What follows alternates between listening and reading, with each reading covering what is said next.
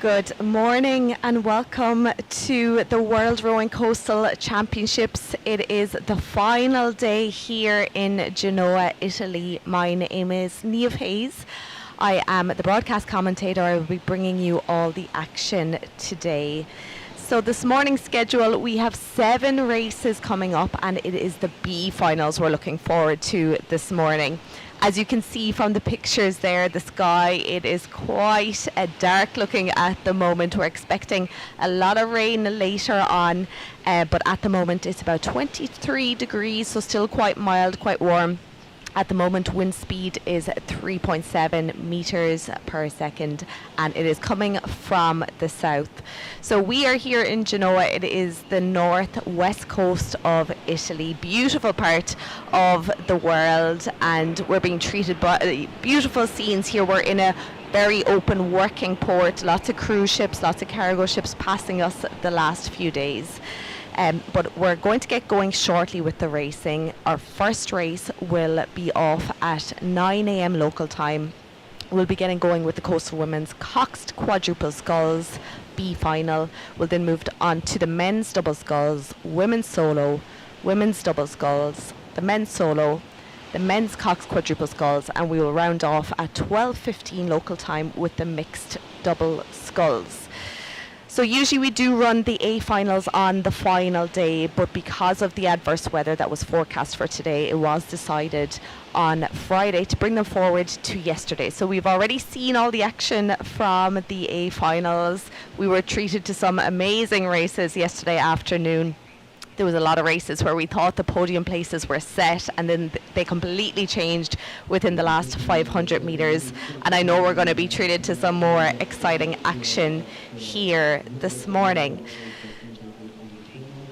So as you can see, it's busy down on the beach at the moment. All the boats are lined up on the beach ready to go for the next few races, but on the water already and getting ready for their B final. It is the women's coxed quadruple sculls. So crews have about 30 minutes to get out onto the water and warm up for themselves. So they've been out with the last half an hour or so. They launch from the beach, which you can see there's a few breakers there this morning. So it can be tricky, and we can see the boat handlers and volunteers giving lots of help throughout the morning to make sure everyone gets in and out of those boats nice and safe. So the boats are out there currently on the warm-up course, and then they'll be making their way to the start line very, very soon. So we're seeing beautiful scenes here of the coast of Genoa. Genoa has been awarded, it is the European Capital of Sport for 2024, and they've been doing an amazing job here running these championships. And of course we have the World Rowing Beach Sprint Finals here as well next weekend to look forward to. But for today it is all about the B finals, and all the athletes have been preparing, early night last night. I'm sure those who were in the A finals might have had a bit of a later night, but those who are competing here this morning were up nice and early getting ready to go. So we're into the last minute or so here before the start of the race. So for anyone who is unfamiliar with the starting sequence, there is a 3-minute hooter, and I'm sure we'll start to see scenes of the boats out on the water now. There is a starting boat whereby there are 3 balls put up into the air to signal that there's 3 minutes to the start of the race, and each minute a ball is dropped and a hooter is blasted, and that signals to the boats on the water that the start is coming up.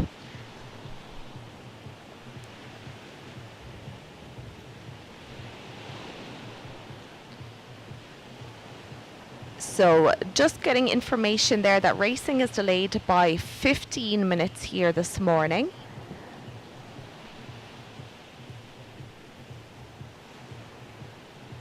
We don't have any information why right now, but we will keep you updated.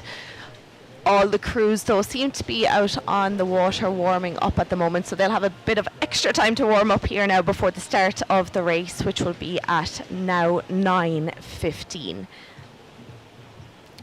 So to go through the schedule here, the women's cox quadruple sculls will be the first up this morning. We had the A final of this category yesterday afternoon. It was a very, very exciting race. The crew from Poland were winning the race all the way around the course, and then it was the Netherlands who came in the last quarter or so to take the win. Poland finishing second, and New Zealand in third. Ireland, too unlucky to miss out on a bronze medal. They were very close at the finish line, but we had a very exciting race in the coxed quadruple sculls. This year, for the first time since 2019, we have a water start. So it has been a beach start for the last few years, whereby the boats are lined up on the beach and rowers jump in, and that's part of the starting sequence, and then they row out to the first turning marker. Whereas for the first time since 2019, we are doing a water start. So we are going to take a break just for a few minutes, and we'll be back. Racing will start at 9:15, and we'll be back a few minutes before that.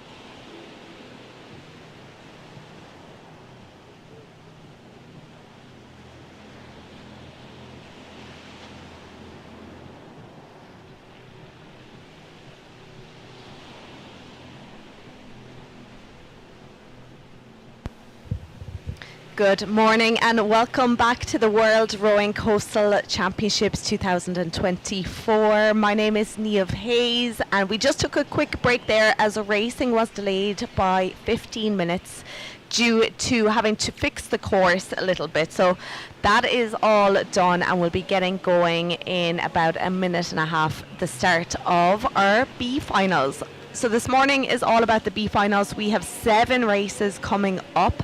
First one in a couple of minutes, and that will be the Coastal Women's Coxed Quadruple Sculls. We will then have the men's double sculls, followed by the women's solo. They're the first 3 races of the morning. Obviously, usually on our last day of racing, we would have the A finals, but due to the forecast that was coming in for today, it was decided to change them to yesterday. So all the A finals were run yesterday afternoon, and we had some incredible racing in those finals, and I'm sure it's going to be pretty similar in these B finals. So here is the start list for our first B final, the women's coxed quad. So we have France 01, Ireland 01, Netherlands 03, Netherlands 02, United States of America 03, and Great Britain 03. All of the boats have been out on the water with the last probably 40 minutes or so at this stage, so they got an extra little bit of a warm up in there. But as I look out my window here now, they're starting to make their way up towards that start line. Because there is only 6 boats in this final, there's loads of space on the starting line for these crews to line up. This is the first time that we're having a water start since the 2019 World Championships, which were held in Hong Kong. Since then, we've been doing the beach starts. So back to water start, a floating start today. And you can see all boats are off.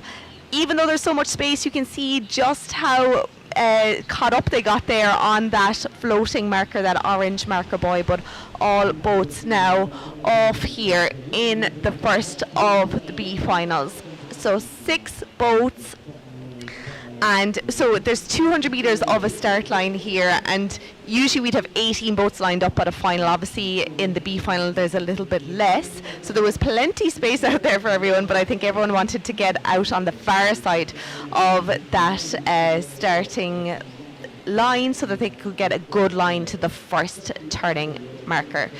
So we can see here early showings here. We have Ireland 01, Great Britain 03, 2 Netherlands crews, Netherlands 02 and Netherlands 03.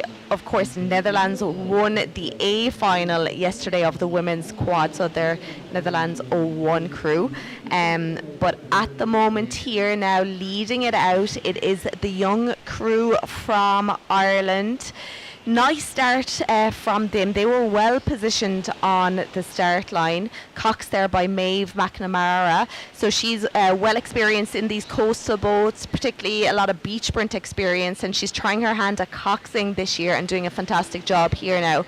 You can really start to see the boats starting to spread out now in these early stages of this race. So this morning the wind is coming in to us.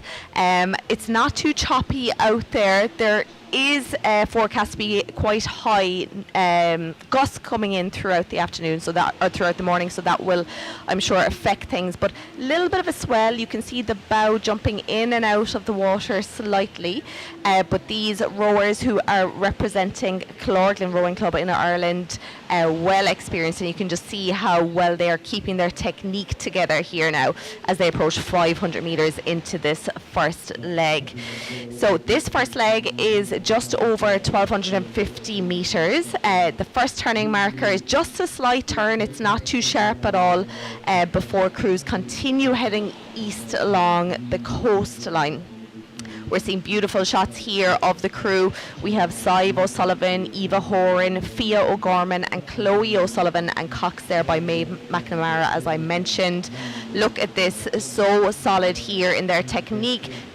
Just getting slightly caught up on the bow left hand side there for a stroke, but here they go, lovely and clean. I'm sure their coach Michael Fleming will be watching these, and he'll be delighted to see them doing so well in these conditions. Usually when there is that little bit of a swell, it can get a bit messy for rowers, But the important thing is that you just try and hold your technique as best as you can, and that's exactly what Ireland 01 are doing here.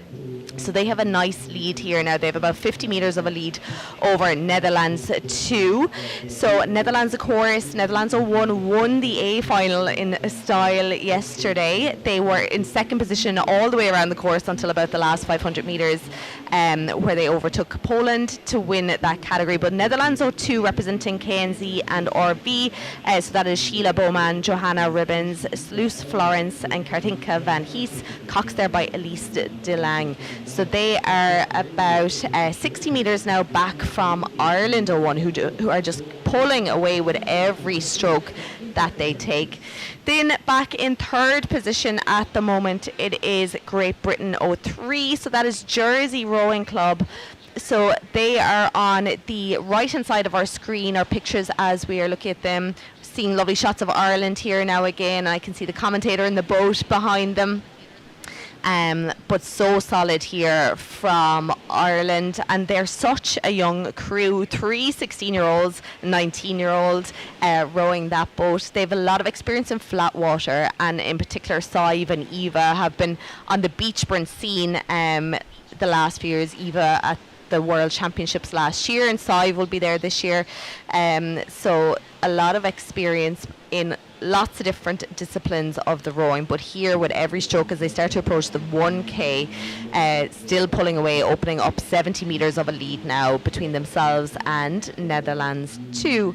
Great Britain then in that third position, then back to France 01 in fourth. They're staying within touching distance of Great Britain 03 here. Then we have Netherlands 03 in that fifth position, followed in USA 03 representing Next Level Rowing in that sixth place. So 1k in, we're about 200 metres off that first mark. So on this 4k course there is 8 turning markers, and here we are seeing third and fourth position. So on the left hand side of our screen it is Great Britain 03. On the right hand side it is France 01. Nice little battle happening between these two boats here now. So Great Britain 03, we have Anna Almeida, Lema Pakagut, Rebecca Jard Pierce, Marie Julie Knud, Cox there by Ricky Ruel, looking very solid here now as well. The Cox even is getting involved in the racing here now as well. You can see him doing his body swing, encouraging his crew along here to stay ahead of France 01 at the moment. But look at the lead here that Ireland 01 are after opening up as they come towards that first marker. So Coxes don't have to do too much around this marker. It's just a slight turn here now. So Maeve staying well away there, about an oar length distance away from the marker there. Slight turn. Crews don't really have to adjust too much themselves. They can just keep the power pretty similar on both sides around that first marker. Now we are looking at France 01, currently sitting in fourth position, Society Nautique de la Belle de Saint-Malo. So we have Gaël Ergern, we have Benedict Simon, we have Nolwenn Quignon, Cecile Bouche, Cox there by Anouk Tanguy. So all crews now making their way around that first marker. That's Great Britain 03 there, just going around. They are followed in by France, the Netherlands. So quite close here between these quads at the moment as they head around, and then they'll be followed in by USA 03.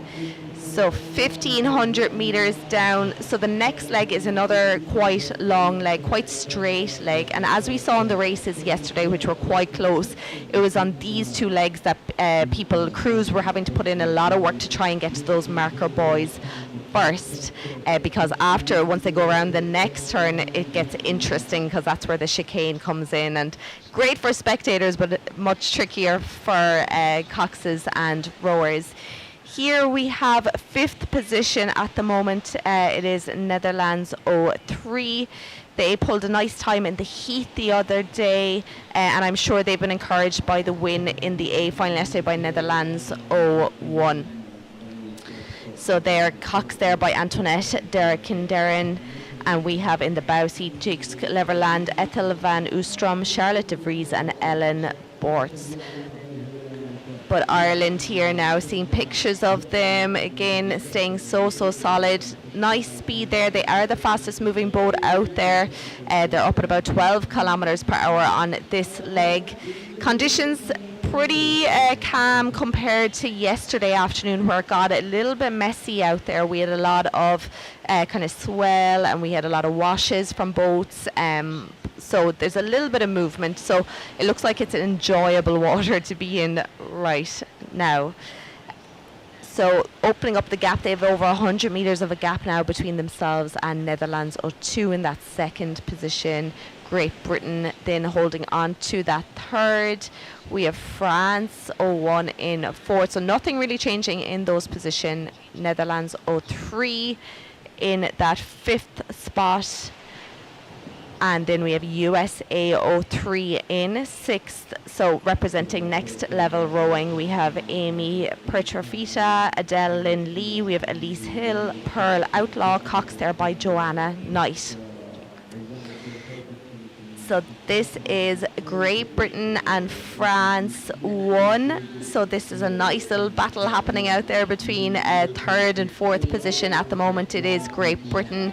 You can see there Great Britain, who are on the far side in the green boat. They have this big long lie back here now, lying back into the wind, but here France are coming for them, and France look like they are going to try and take that inside line towards that marker buoy. Now if you look on the right hand side of your screen, you can see Ireland already at that second turning point. So this is the one, it's nearly 180 degrees. So Coxes have to do a lot of work here to get around it. So Ireland are round nice and clean. Of course, they had loads of space to get around. We have Netherlands O2. You can see there's a bit of a wash and swell coming in towards Netherlands there at the moment.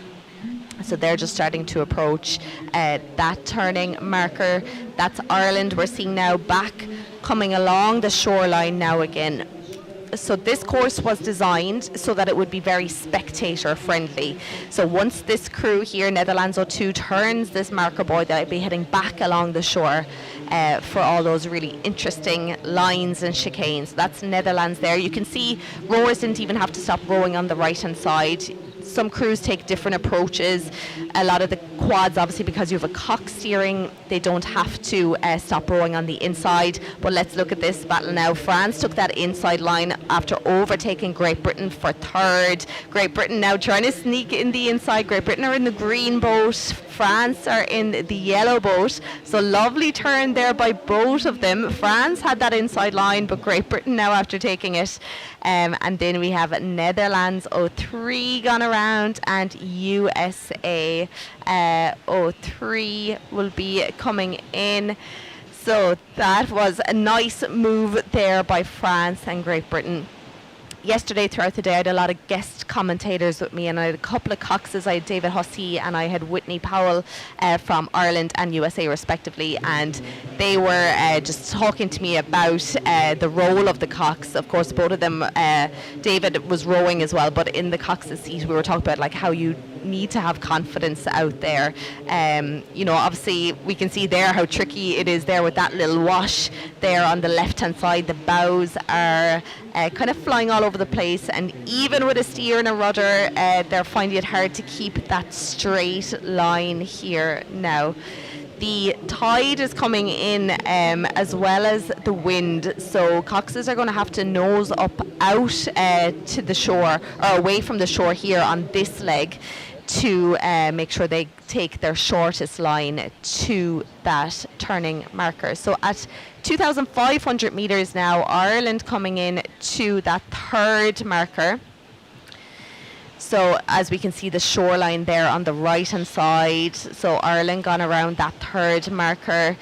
Super fast time here from them. At that they hit it in 12 minutes 14 seconds, and here we can see the start of the chicanes.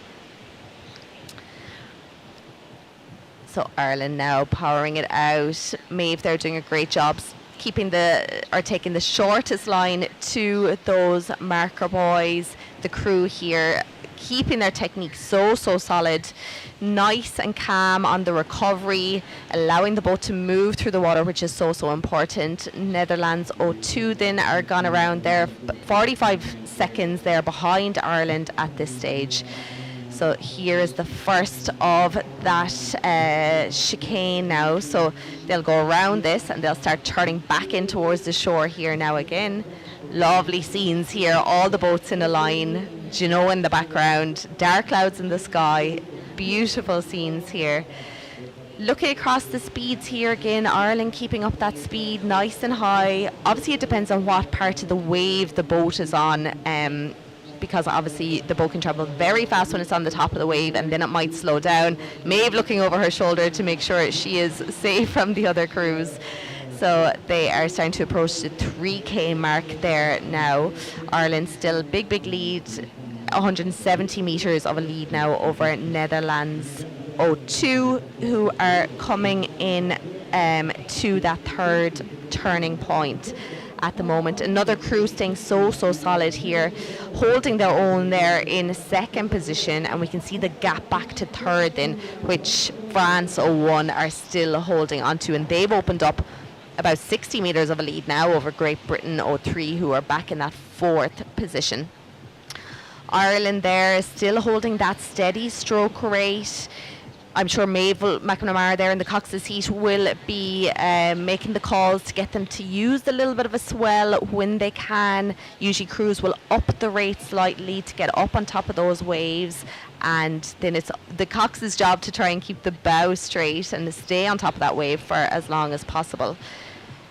Here we are, turning point number 4. This is Netherlands 02 that we're looking at here in second position. Nice rowing here from this crew. Then it is France who are holding on to that third position. We can see all crews now approaching that chicane.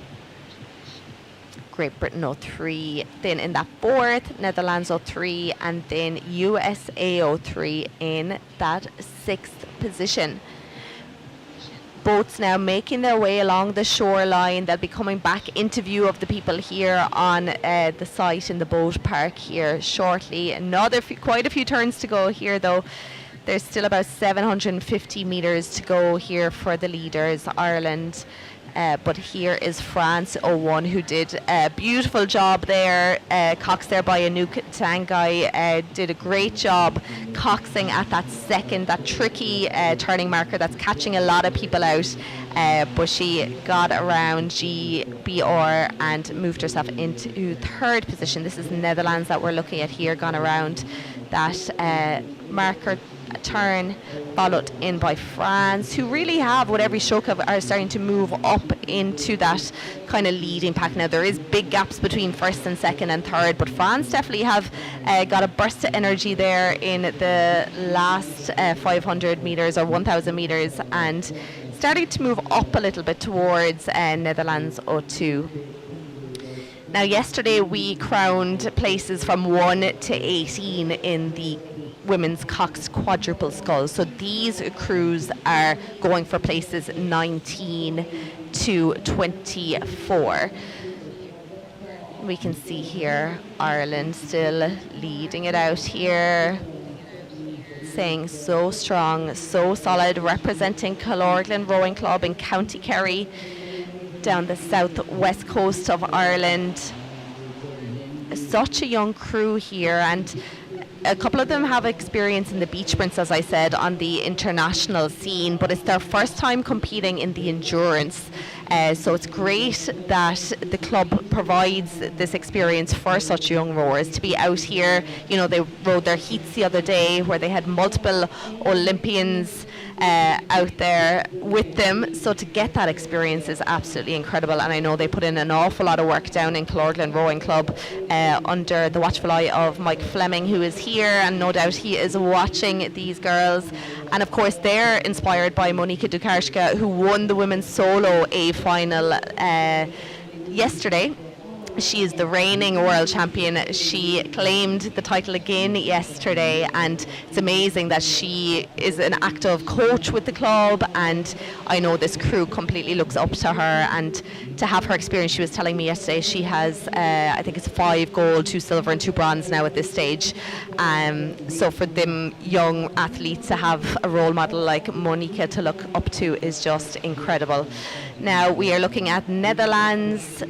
There is a gap of over 200 metres now between Ireland and Netherlands at this stage, but Netherlands holding their own here in second, keeping it nice and steady, staying up nice and tall at the finish of the stroke. But look at Ireland here now, they're into their final 200 metres. You can see the scenes here, the beach in the background. And of course it is a water finish again. We've been used to the beach finishes the last few years where rowers had to get out of the boat and run up the beach after rowing a 4 or 6 kilometre race. So back to water finishes this year, which I'm sure the athletes are happy about. They don't have to try and tell their legs to start running now after rowing a 4 kilometre course. But this is beautiful here out of Ireland 01, coming into the final 70 metres of their race. Chloe O'Sullivan, Fio Gorman, Eva Horan, Sive O'Sullivan, Cox there, Maeve McNamara. Incredible race. They did not falter in their rowing, in their technique. Maybe up the rate slightly towards the end. You can see the bow there just out of the water, getting caught on one of those little swells. But congratulations there to Ireland. Great time of 19 minutes, 26.78 seconds. Great job by them. You can see them looking around, making sure they were the leaders in that B final. So well done there to them. Now we will see Eva and Sive jumping out of the boat, recovering, and back into the women's double in a little while. They'll be competing in the B final of that. So short recovery times here this weekend, particularly for those yesterday who went from heats to A finals. There was only a few hours between races, so not much time to recover. But these athletes have all the training done and they're all prepared for that sort of challenge. So next into our view here, it is Netherlands 02. They are holding their own there in second position. It was about 250 metres back there from Ireland. Ireland looking happy there, big smiles on their faces to have finished in first position in the B final. So Netherlands now coming in to take their final few strokes. This is Netherlands 02, Cox there by Elise de Lang. Nice solid race, and you can see there just the swell and the waves that are coming in towards the shore, but they are happy. I love that, the encouragement from the Cox there, clapping her crew over the finish line. Netherlands 02, just a minute and 17 seconds behind Ireland. Next up, France 01, really started to pull away there from Great Britain in the last half of that race. So France 01 there, Cox by Anouk Tanguy, who did a great job at that sharp turn. So well done to Netherlands 02. Next up, we will be seeing Great Britain 03 representing Jersey Rowing Club. Here they come here. I know in the 2-seat, Lama Pakakut also raced in the women's solo. So on Friday, she had a very quick turnaround between her heats of the women's solo and the women's quad. Here she is in the quad race. They're Cox there by Ricky Ruel, taking their final few strokes there to finish fourth in the women's Cox quadruple sculls B final. And 2 crews left on the course now. It's been the 4 kilometre course that we've used for every race. Usually we would use the 6 kilometres for the A finals, but due to the weather and due to the change in schedules, it was decided to run all races over the 4 kilometre course. So rowers have had plenty of experience to get used to this course. Here we have Netherlands 03, Cox there by Antoinette de Kinderen, coming in that 5th position. Great to see so many crews from Netherlands here, and they really are sending a lot of top athletes. We saw a lot of Olympians, a lot of Olympic champions out there yesterday. So they had 3 women's quad two in this race. They had one in the A final who won it. And here are the results of Final B. Ireland with a great win there. Congratulations to them of the B final. Netherlands 0-2, France 0-1, Great Britain 0-3, Netherlands 0-3, and USA 0-3.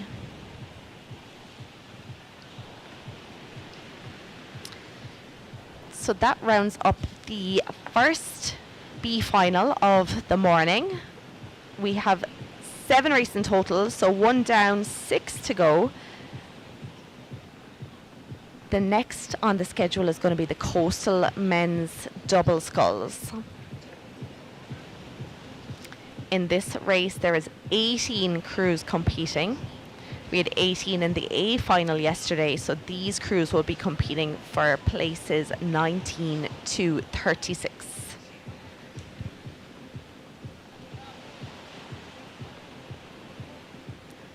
Looking at the scenes here of the boat park, you can see all the boats getting ready for the next few races. This year it's all pool boats being used, so because of kind of the tight space, rowers weren't able to bring their own boats, so everyone is sharing and everyone is renting boats from different manufacturers. So you can see them all lined up there on the beach getting ready to go for the next few races. So the women's quads are back in, and so they'll have to be changed around for the men's quads, which will be coming up a little later on. They have a couple of hours to do that before the quads are back on the water. So here is the start list of Final B of the men's double sculls. As I mentioned, 18 crews competing. You can see there on your screen 3 Italian crews. We have 2 Irish crews. We have another 2 Italian crews here. Lots of Italians here in this one. We have Argentina, USA, New Zealand. And there has been 1 change to the New Zealand 03 crew. So Jake Newton had been taken out of the heat due to medical reasons. He had been subbed out, and Jemison McConaughey went in instead of him, and now Jake Newton is back in because he was deemed to be fit and healthy by the World Rowing Doctor. So here we are, the start, and we already have a nice little collision. 3 boats completely at a stop here now at the start line. It seems like there's a pattern happening that boats are trying to get to the far side of the start line, and that has meant that crews are up on top of each other and getting stuck on each other. So that looked like it was Argentina. There was maybe a USA crew there, Italian crew. Can see Ireland in view there as well. Definitely getting a little bit choppy here now at the moment. So we're off to a start after that, and we'll see how crews are doing after that little collision. But I am delighted to be joined by Manuel Pita. Again, you joined me yesterday. Here you are again. Welcome. Yes, good morning. Yes, luckily the weather is with us today, so we can do our final day of racing with B finals, and we are now with the B final of the men's double. Yes, lots of strong crews who didn't make it to the A final yesterday, so we should expect like a very strong race this morning. And for some of the crews, it's all about getting the best ranking possible, which means 9th position, winners of the B final. Exactly. So already off to a great start there. We have USA 04. So there's a couple of USA crews out there. They're currently in the lead here at the moment. They're representing Next Level Rowing, Cameron Kumgai and John Albury. Austria 1 then in second position, followed in by Ireland 3, representing Kilmac Simon Swimming and Rowing Club, Davin Jennings and John Barry. Now, you were in the men's double yesterday. That's the category you enjoy rowing in. It has been it's always such a challenging category. Like, there's top athletes come into the men's double. What is it about the men's double that makes it so popular? Yeah, well, I think this year is especially strong, the field, with a few Olympians joining the group, of course, former world champions last year, Chris Bach and Rory Rogers, also racing yesterday. The Swedish guys always there fighting for the top spots. But for now, we see John Albrys from the Next Level Rowing just dominating this B final. They had a real nice start yesterday as well. I raced them in the same heat, and unfortunately they missed out on the A final by less than a second. So I'm sure they are coming here today just to win this final. But they are a bit ahead, I would say, like 30 meters ahead of the second place, and the fight for second place is really interesting and tight at the moment. So let's see who makes it to the first turning point in second position. Yeah, I don't think there'll be any doubting USA 04 at this point. They're starting to open up a lot of clear water here, up to nearly 60 metres here across. As you said, New Zealand 03, Austria 1 and Ireland 04. They're having a nice little battle, as well as Monaco, Italy 5. There's very little separating those few boats. We're about just over 200 metres away from that turning marker, so it's important now that crews decide what position they're going to take, what line they're going to take in, because we're seeing lots of collisions, particularly in the men's double on Friday. There was a lot of carnage out there, a lot of exclusions from the race. So because it's such a competitive field, crews are going to have to start deciding where they want to be. So we're seeing a lot of crews staying out on the outside as we look to the right of our screens here now. Is that a smart place to be, or would you prefer to be on the inside line? Well, looking at the conditions, I think it really needs to be the place where you have your space and you can make it clean. So there's not really a better place for now. We can see that Monaco is going on the inside of New Zealand. So of course it's the shortest way to do the turning. But yeah, if you go a bit wider and you have enough space and you avoid collisions, that's the best place to be. Of course, Monaco with Guillaume Blanc and Ludovic Dubuis are one of the crews that we expect to see yesterday, because we know Monaco is they always bring strong crews. They are very used to coastal rowing. They always have some good results, and yeah, unfortunately they missed the A final yesterday, and they also chasing USA in the fight for that top spot. But looks for now like USA is stretching a bit their lead and comfortably doing the first turning mark in first place. Absolutely, yeah, but definitely New Zealand have seemed to put on a bit of a push here now. 30 metres now between themselves and USA 04. New Zealand 03, of course, it is Charles Beale and Jake Newton, apologies, who is back into that boat now instead of Jameson. So there, your first two. Monaco still there up alongside New Zealand. Ireland 03, then Davin Jennings and John Barry. Two rowers I know from County Cork in Ireland, representing Kilmac Simon Swimming and Rowing Club. Ireland 04 then right behind them. So not too much here between the two rowers, and we're seeing another two rowers from Killorglin Rowing Club. But look at this, nicely done there. Would you agree? Everyone kind of gave each other space. Yeah, it was clear from everyone. But yeah, we saw New Zealand was fighting for second place, and because of a wide turn, they are now in fourth place, very close to fifth. So that's where the turns are making some difference. So sometimes it's better, but if everything is clean, the best way is to go near that yellow mark. So yeah, now is again Monaco still in second position, and Ireland 03 is coming back on them, fighting for the second place. Yeah, it's really interesting because there's quite a bit of space now between the outside boats and the inside. They're aiming for the second turning buoy, which is, of course, the very sharp one. So again, crews at this stage are going to want to be lining up here now. Ireland looking very strong up alongside, just behind Monaco at the moment. USA pulling away, still they've nearly 7.5 seconds of a lead here over Monaco. As you said, New Zealand 03 falling back to fourth position now. Ireland 04 up along with them, and Austria 1. Then we have three Italian crews. Great to see so many Italian crews, of course, on home waters here. But very different lines happening here. USA seem to be staying wide. We have a few crews there. Ireland, New Zealand going much more narrow. I'm not sure if someone's gone wrong there.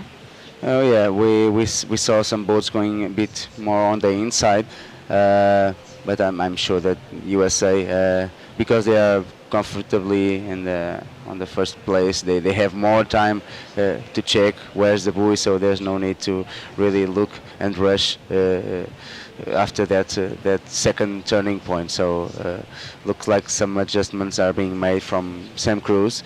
Yeah, I think that for now USA has we can see by the wake that they are not doing any adjustments on the steering. So this means that they are going the right way, and Ireland is coming very close to Monaco.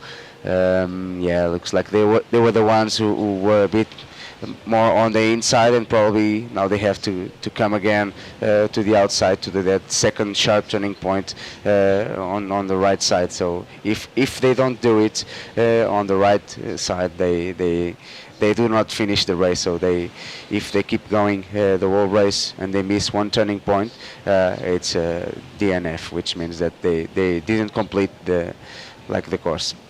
Yes, we saw that yesterday in the women's solo. We were seeing there the great battle between New Zealand and Austria moving up there along with them, with Ireland 04 in the middle of them. But starting to approach, we're at the halfway mark now, 2,000 metres done, 2,000 to go. Starting to approach that second sharp turning. Boy, we saw quite a bit of trouble at this over the last few days. At the moment, at the top, we'll say 3 boats maybe looking like they're in a nice line here. A few going out to the wider part, so that is USA 04. They are in and around, all crews staying nice and tight to that mark, trying to take the shortest route around it. We then have Ireland coming in, New Zealand right up behind them. I think there's enough water now between them. This is going to be interesting between these two crews.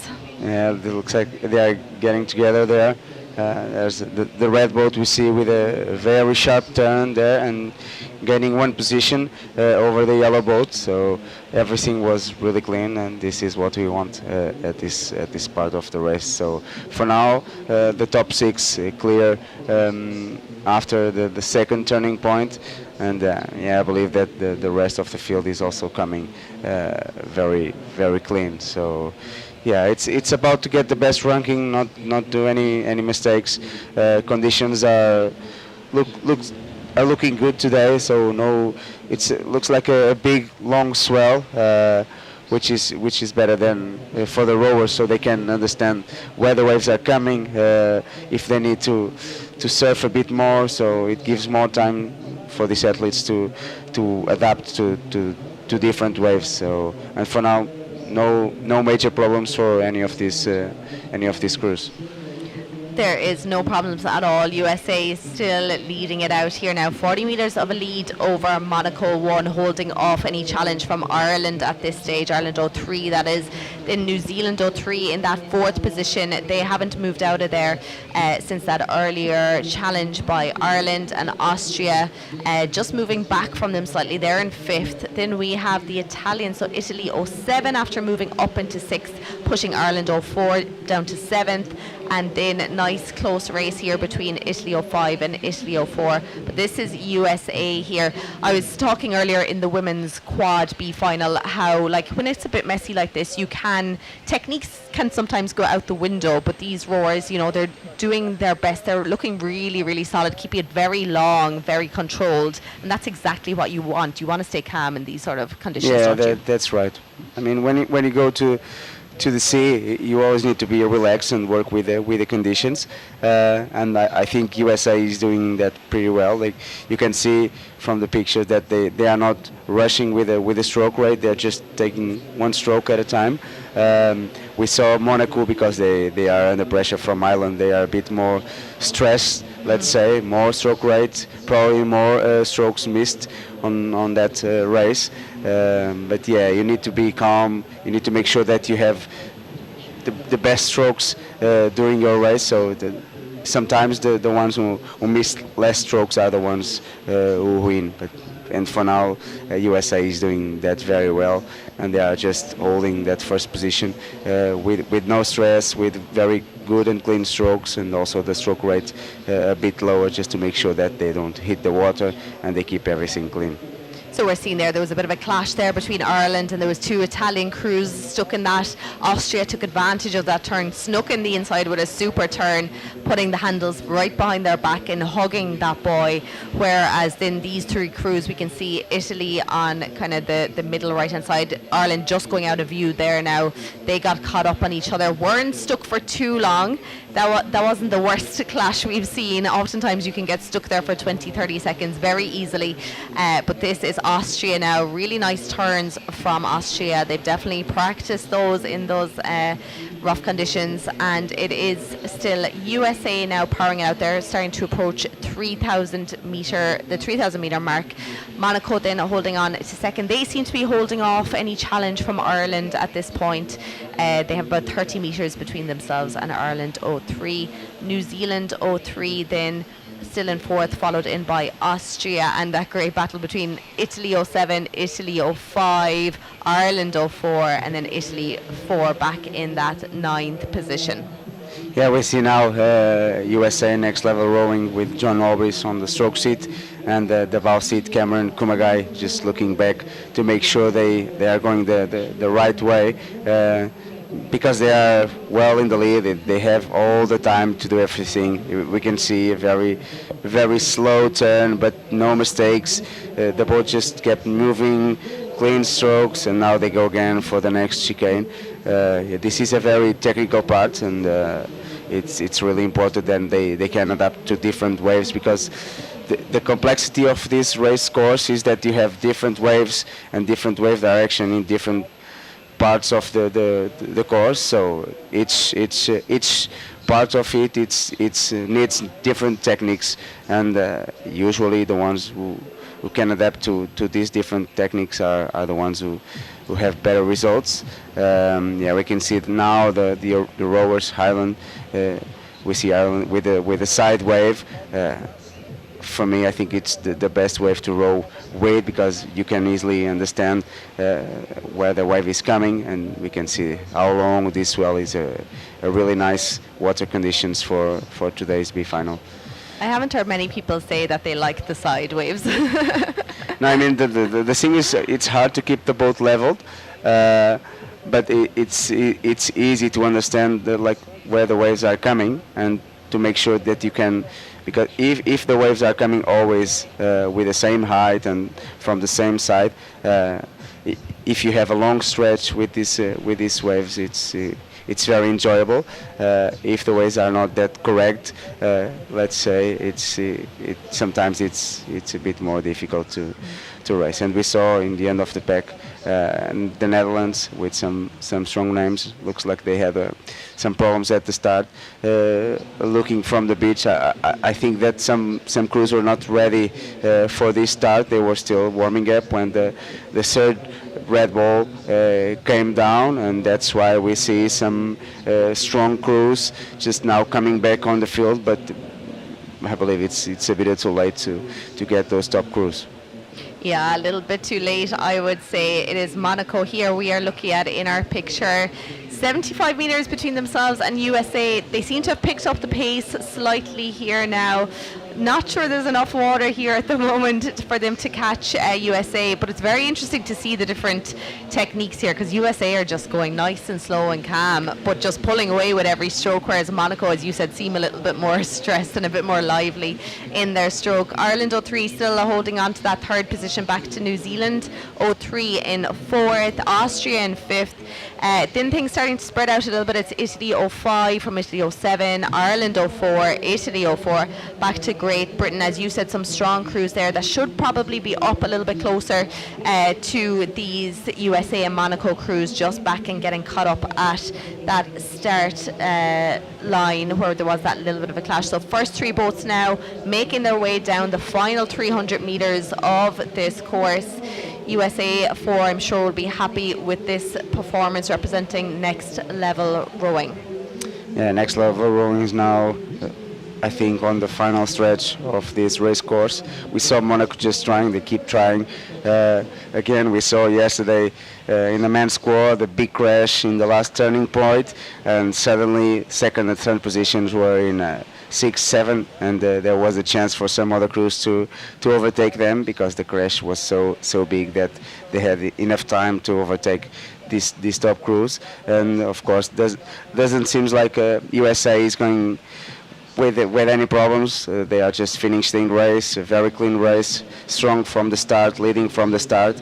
And now it's just a few, I would say 10 strokes to finish the job and get this 19th position overall, which means winners of the B final. Which is good in such a challenging field. You know, we saw so many entries in the heats in the men's double in particular, but here it is, USA 04 coming to the finish line to take the win in the B final of the men's double sculls. They seem to be happy with that.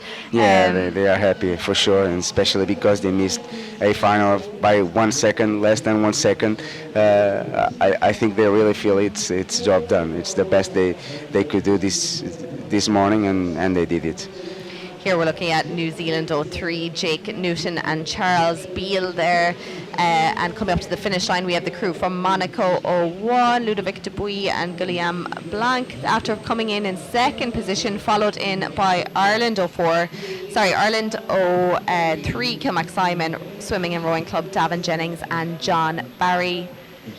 That is the crew from New Zealand. Yeah, now New Zealand. It's also nice to see some more boats from New Zealand coming to the Coastal Championships. Of course, they have some very strong athletes coming all the way from New Zealand. We also saw them last year in Barletta with also with some world titles and medals. This year we already saw yesterday bronze medal in the women's squad and another gold medal in the men's solo. So for these young guys to come here and to have the chance to compete and see the top guys winning medals, it's for sure the start of a journey for them.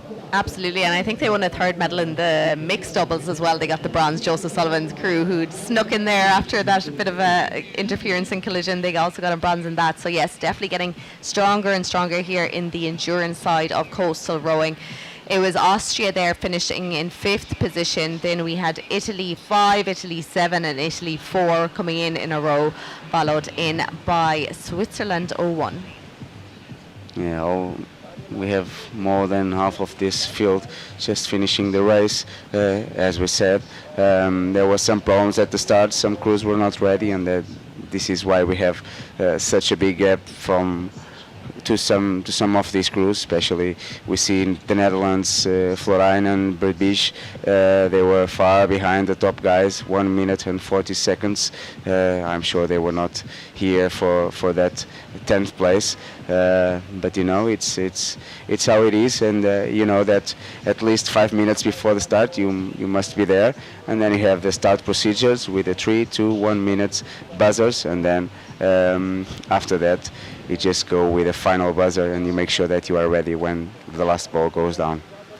Absolutely, yes. We had Olympic medalist from this year in that Netherlands 02 boat, Van der Beek, silver medal in the men's 8, the Olympic Games, and of course Beer Florijn, then his brother and sister rowing as well. Sister won the women's quad there yesterday, Olympic champion herself, Caroline. So crews now making their way back to the beach. So that rounds out the B final of the men's double sculls. So some great racing there. Next up, we're going to have the women's solo. That will be kicking off in the next few minutes or so. We can see all crews lining up on the water here, getting ready. Now the women's solo A final gave us a lot of drama yesterday, and I'll go through that in a second, but we're just going to go to the beach now to Luca with an interview with the winners. And the B final here on the beach, last day of competition here in Genoa of the men's double scull was a big win for the United States of America. We saw you celebrating, crossing the line. How was the race today? It was a phenomenal performance. I think John and I, after yesterday's loss by 0.2, we wanted to go out, put up an an A final performance. Yeah, you did super well today, but you're the first athlete that we can finally interview. Can you tell us a bit more about the condition out there? Completely different, I think. Yeah, so the wind is pretty flat, but the waves there are a couple of big rollers and there are 2, maybe 3 swells. So there are a couple of places where you can catch waves going out and a couple where you can catch them going back on either direction of the chicane, which makes it very challenging to try and time really pushing off of those swells and taking the advantage with them. So it's going to make for a really fun day of racing, especially with the B finals where it's all for pride. So it's it's super good right now and going to be really good and even maybe better as the day goes on. As you said, you missed out on the A final, but now you won the B final. Was a sort of a relief and also another opportunity for you to show how good you are. Absolutely. Our coach always tells us race like it's the final, like the A final, like the medal is on the line. Just always race to win. Well done to you and congratulations. Yeah, thanks, Luca. Thank you.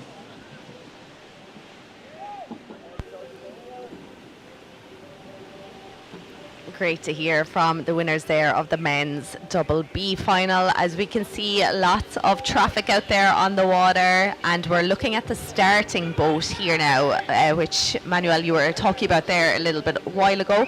So we can see 2 balls in the air. That signals to the rowers that there is 2 minutes to go to the start of the women's solo. So 18 crews, boats competing. There was 18 in the A final yesterday, so these are places 19 to 36. A few big names in this one. Is there anyone you're looking forward to seeing? Yeah, of course, Yannick van der Molen. She missed on the A final by 1 spot. Of course, this is one of the athletes we expect to see yesterday racing the A final and fighting for that medals. But yeah, she is racing here today in the B final. She won a silver medal yesterday in the women's double after last year's gold medal. So always one of the athletes we used to see fighting for the top places, but of course now she is racing B final. I'm sure she will try to be in front for whole of the race. Also we have Joana Arbeli Helena from Canottieri Mondello. She was 11th last year in Barletta. And Karina Hein from Germany, bronze medal in Gdansk 2 months ago at European Championships. So we have like 3-4 really strong athletes that I'm sure are coming to the front of the field and trying to win this B final. Absolutely, and they're off there, so the final ball was dropped. Final hooter, and we're seeing the same thing. So crews bunching up on the outside of that start line. Of course, we have 200 metres of a start line, plenty of space for solo boats, but they seem to be bunching up. I'm sure they're trying to, get the best line to avoid winds and tides and things like that. But it is slowing them down off the start, and they're not able to get off to a clean start here, like we're seeing from the first few rowers. Looks like Yannick van der Molen, Elizabeth Hinley of USA 03 out in the lead here now. Yeah. From my eyes, I think Elizabeth Hinley had a very nice start. We can see on the left side of the screen, and now on the bottom of our screen, the white boat with a Spanish flag. We have Yannick just coming back to the front of the start. Of course, no one wants to stay behind from the top spots. But this singles race is a long one, and there's plenty of time to recover a few positions if you have a bad start. So sometimes it's not about rushing. Just try to make your own way and stay clean, and you can make it to the front of the field. Absolutely. As you mentioned there, Yannick van der Molen, she was in the women's double last year. So she won the women's double last year and the women's quad. I believe this is her first time in the solo in the endurance. Of course, she's won medals in the beach sprints as well. But it's great to see her in a solo boat here now. And she's starting to power out. She took an interesting line because she's here on she's the closest boat to us as we're looking at the pictures on the left-hand side. So she took a completely different line to the others. But she has lovely clean water, nobody around her.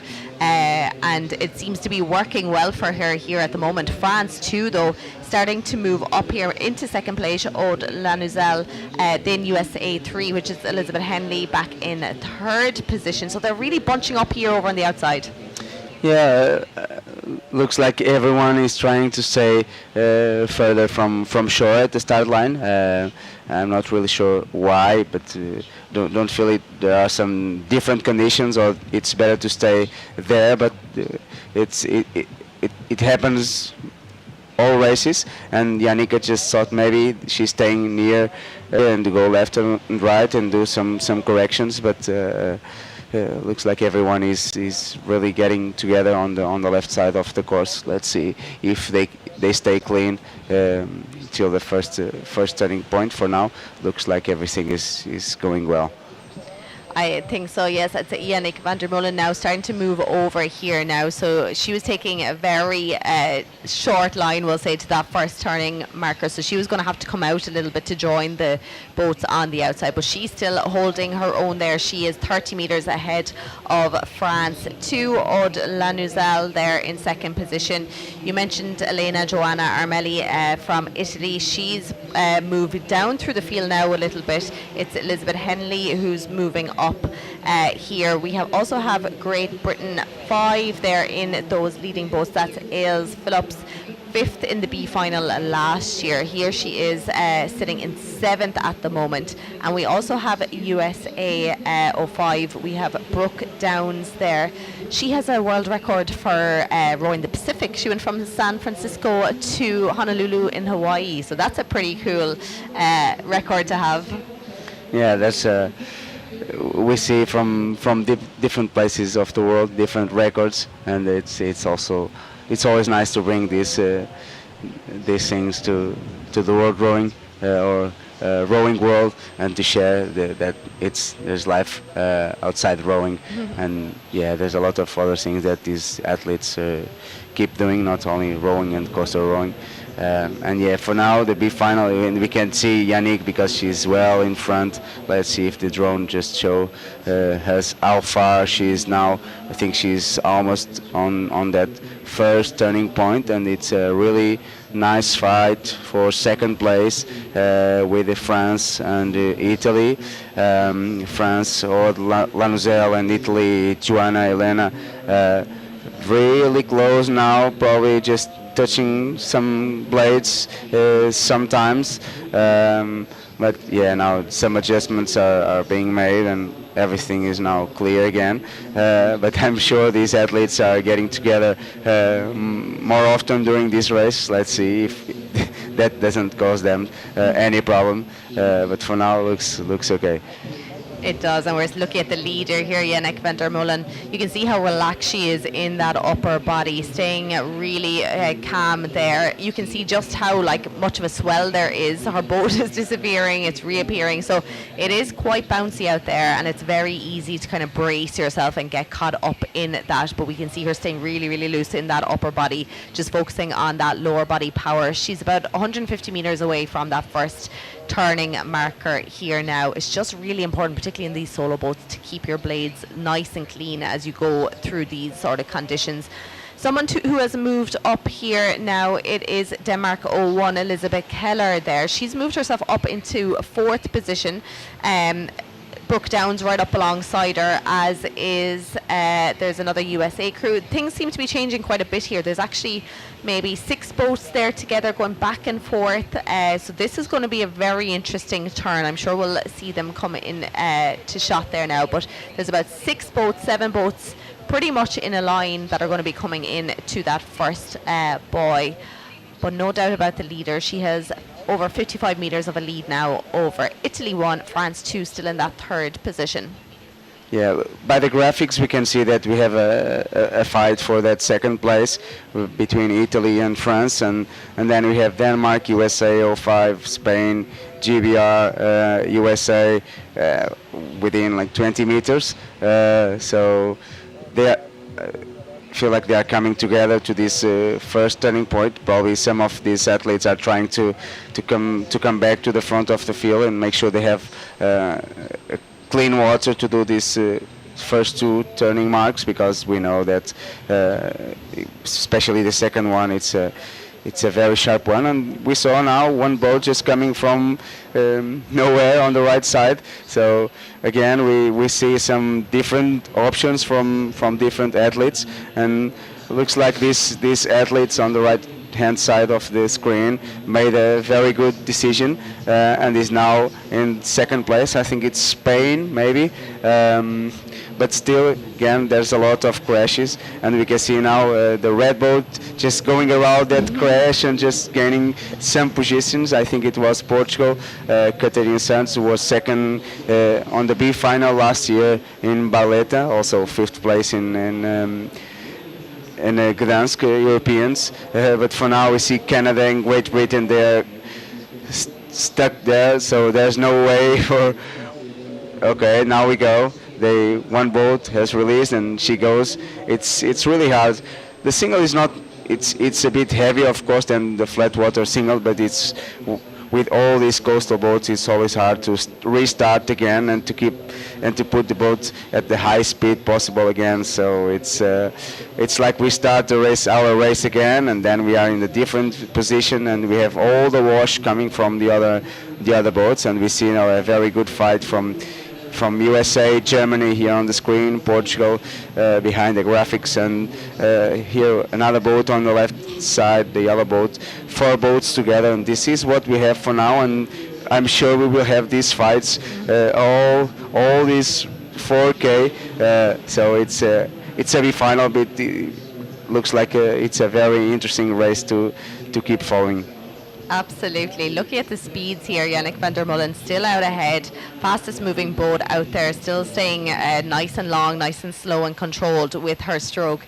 I think it was Elizabeth Keller there of Denmark won, who was the one who snuck on the inside of that first turning marker, moved herself up into third position. She had been sitting in fourth for a while, so she's after pushing France back to fourth position now. Things very much changing here now as they head out towards the turning marker. Then Paula Ramos Santiago of Spain 2 is now in that fifth position after pushing down USA 05, which is Brooke Downs, and USA 3, which is Elizabeth Hindley, who we mentioned at the start, had a great start and got out there ahead of everyone else. She's down in seventh, followed in by Portugal and Great Britain 1. So unfortunate for Ailes Phillips there and Autumn Pryor, who got stuck in each other, and that's what happens. It had been nice and clean around the turning point up to that point, but as you could see, they were stopped for maybe 10 seconds or so and lost their places. But everyone is going again, heading towards that second turning marker. This is really good technique out of Yannick, isn't it? She's just staying really slow and controlled, because it's getting a little choppy and messy out there. Yeah, like the tactic is the same that USA was trying. So now she's well in front, and it's about keeping safe, clean strokes.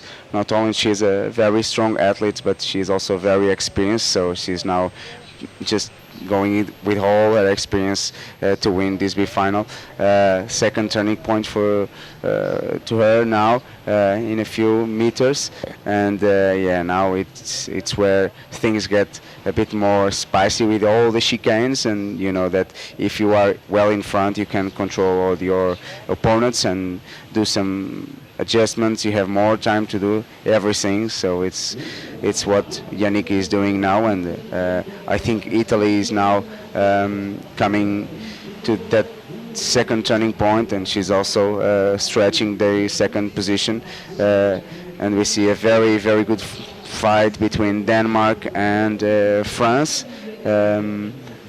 There, not sure if the graphics are okay, because we see now that Yannick is in third place. Not sure if that's correct, but we believe it's just Yannick is well in front, just turned around that second buoy, and she's going away from the rest of the field. So it's not Italy in first, it's the Netherlands. Italy is now just going around that second turning point. Joanna Elena now in second positions, and let's see what happens with this second buoy, because we see 3 boats together, and again is Denmark just coming from the inside. Looks like she's not doing so well this time, but still very close to the top 5. So yeah, for now it's clear. No crashes, no touches. It's Brooksdown just going with the 4th place, and Denmark now just starting the next stretch of this 4K course. I think sometimes it's better, even though you're losing your speed, it's better to stop, just like a few of those did, to avoid getting caught up, because you lose less time. It's not ideal, but you will lose less time if you just stop up and let someone else just pull a stroke rather than continuing to pull and trying to keep the boat moving, because then that's the worst possible scenario to get caught up, like we saw at the first turning marker. Yannick van der Mullen there, again staying up very tall at the finish of her race. You can see her wobbling side to side, so it's at this point for me is where my forearms would start giving out to me. So really important that they're staying really loose here on the water. Still powering it out though, leading it out here. We're going to have to see, I think there was a few changes of positions around that second turn. Elena Joanna Armelli of Italy 01 was powering it out there in 2nd position. And then a few changes, I would say, back the field. So there's a nice little race going on there, kind of for 4th, 5th, 6th to 8th position at the moment. Yeah, as you said, it's when you start going left and right more often during the race is where the forearms are just going down a bit. It's not easy to do 4K all the time, doing adjustments on the steering, and usually it's where these athletes have some problems. It's the forearms, especially with the side waves. You get your bow just going the wrong direction, and you need to keep your boat straight as much as possible, and you do that with your hands, with the left or right oar, because there's no cocks in here, but we can see that Yannick is just handling those conditions well. Very tall, very upright at the finish. You want your bow to stay out of the water, to stay high, so we don't want the boat to go deep on the water. So looks like she's doing well with these conditions, and she keeps opening up the space between her and the 2nd place Joanna Elena from Italy. Yes, 40, almost 45 seconds between 1st and 2nd position here in the B final. It would have been great to see Yannick in the A final, to see how she did up against those rowers. So unfortunate for Diana Dimchenko of Azerbaijan yesterday. She had won on the water but missed one of those marking buoys. And of course your race is over when that happens, and it did allow Monika Tokarczuk of Ireland to come in and take the win in that race. So when you are the lead boat, it can be tricky because you have nobody else to follow.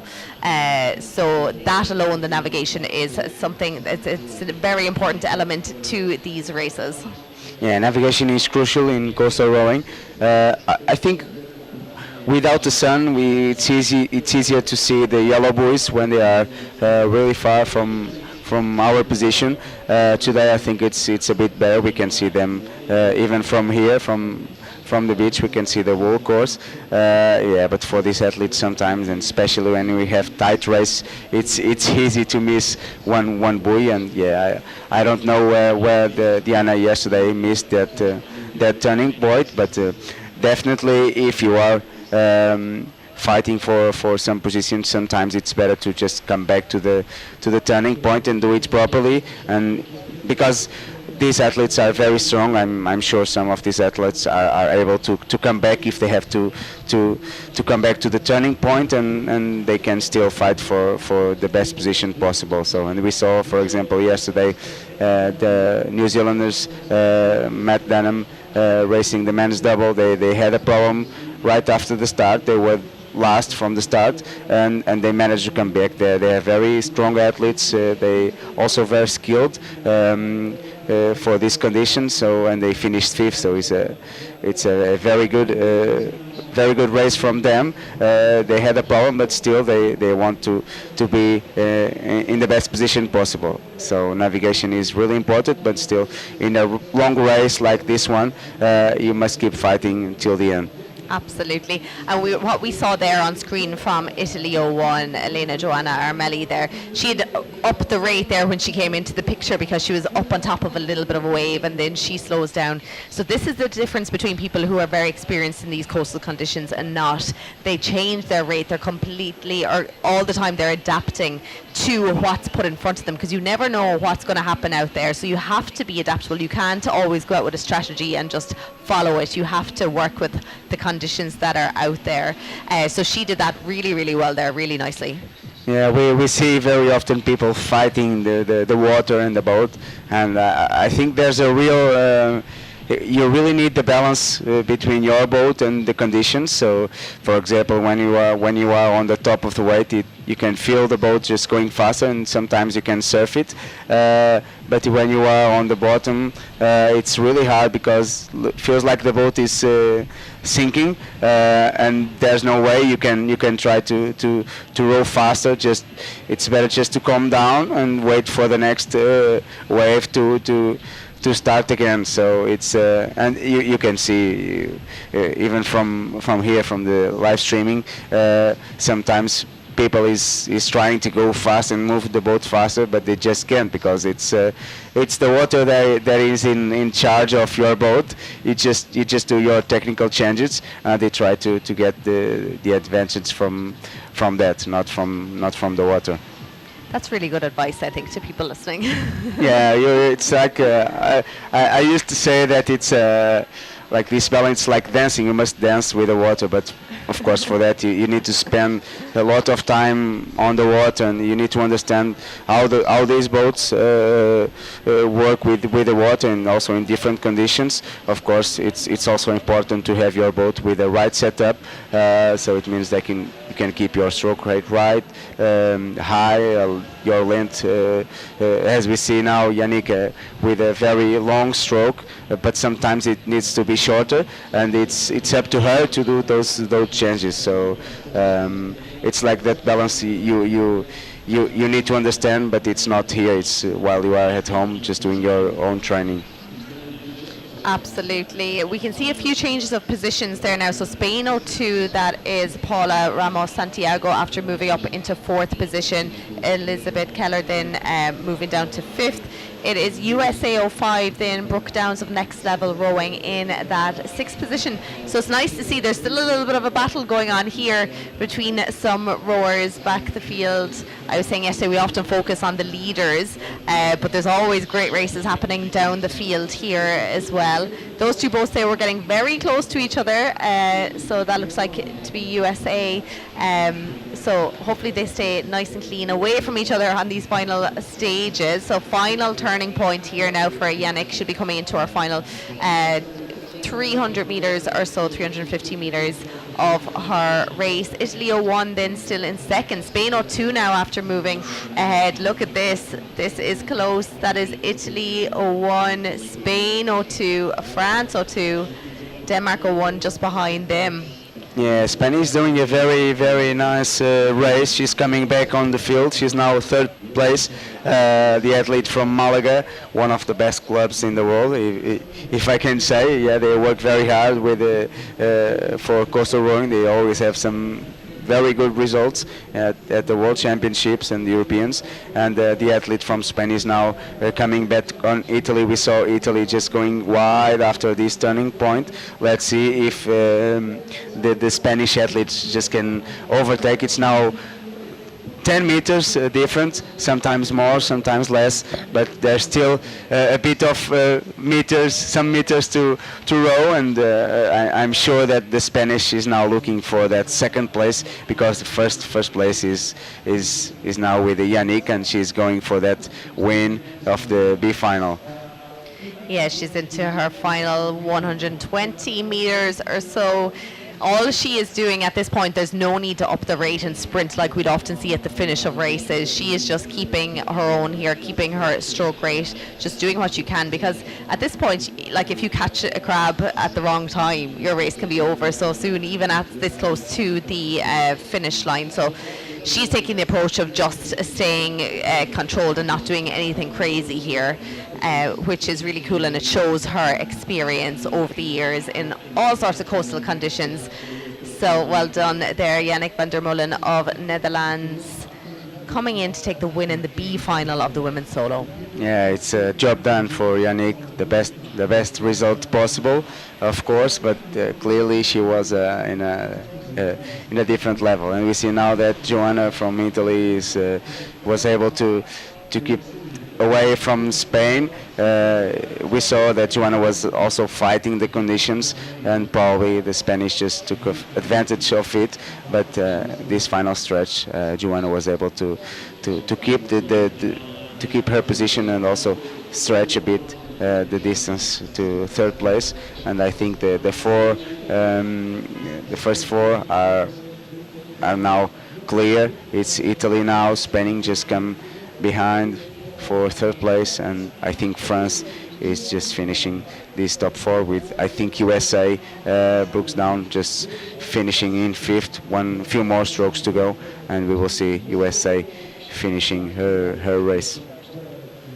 Yeah, quite a few boats coming into that finish line there together. France O2 taking that fourth position. Nice little battle here between fifth and sixth. It is Denmark, who had at one stage moved herself up into the top three, got caught up on one of those turning points. So Elizabeth Keller there back in fifth position, Denmark won. Brooke Downs, as you mentioned, in sixth position there, representing Next Level Rowing. Then Germany won. We didn't speak about Karina Hein there much throughout that race, but finishing seventh. She was also in the mixed double category. And then in eighth position here, Great Britain 01. Yeah, I think one of the good things about coastal rowing is doesn't matter if you are at the front or at the back of the pack. You always have competition with your level, so it's you can always have some very nice and funny race. Of course, now we see the boats just coming with a bit more distance, but we saw like for 3.5k there was always people fighting for their position, and this is what it's really interesting from coastal rowing. It's 21 minutes of racing, almost 22, and we saw people fighting the world race, so it's amazing, a very good race to watch this one. Great race to watch, and we're seeing the results there of the B final. So Yannick van der Molen, Netherlands 01, winning the B final. Elena Joanna Armelli of Italy 01, then in second Paula Ramos Santiago, Spain 2 in third, Aude Lanuzel of France 2, Elizabeth Keller Denmark, Brooke Downs of USA 05, Karina Hein Germany 01 in seventh position, Rachel Palmer of Great Britain 1, Elizabeth Hindley, who had a flyer of a start, USA 03, and Catarina Santos of Portugal. They're your top 10 in the B final of the women's solo. So thank you so much for joining me, Manuel. You're welcome. Running away now. Maybe see you later. And yes. Yeah, let's see what the next race brings to us. Great, thank you so much. So that is the first three races done of the B finals. 4 to go this morning. We're seeing the solos there just waiting for their boat handlers and the volunteers to help them get in onto the beach. As you can see, there's a little bit of a swell there coming into the beach, a few waves breaking, nothing major. The wind definitely picked up there the last 10 minutes. I'm sitting in a building overlooking the whole course, and my windows are open, and the wind definitely picked up there coming offshore into us here at the beach. So final few rowers now just coming up towards that finish line, rounding out the B final of the women's solo.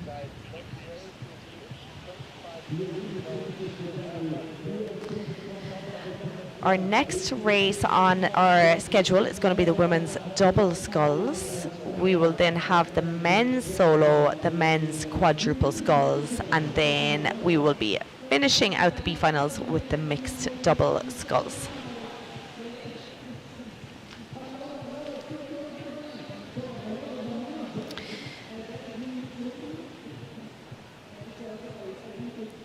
Now we are going to be taking a little bit of a break because we have a little bit of break from racing for the next 10-15 minutes or so. We're going to take a look at some highlights here of the last race, and then we're going to take a little break from broadcast, and we'll be back at about 5 minutes to 11. But let's have a look here. We can see the first few races this morning, everyone seems to be bunching up over on the far side of that start line. Janneke van der Molen of Netherlands then did the smart move. She stayed in the inside, and that allowed her so much space to just go straight out to that first marker. Boy, there we're seeing the drones there that are giving us the lovely shots of our rowers. So this was one of the collisions that we saw between Great Britain and Canada that stopped them up for about 10 seconds. They were completely stuck on each other. It allowed a few cruise boats to move around them. This was the next one. People were smart on this one, kind of stopped rowing, allowed each other to get around without trouble. But with every stroke here, we saw Janneke van der Molen move away, and we were talking about how tall she was sitting up there, how loose she was staying in that upper body, trying to keep the bow out of the water. Very experienced in various coastal conditions, and that's what you need. You need to be so adaptable in these conditions, and that's exactly what she did. This was her at the finish line, and then we had Italy who won, and Spain who had come up to finish in third position. That was Spain 02. So we're going to take a little break from our broadcast for the next few minutes. We'll be back at about 5 minutes to 11, and the next race, the women's double sculls, will be kicking off at 11 a.m. local time.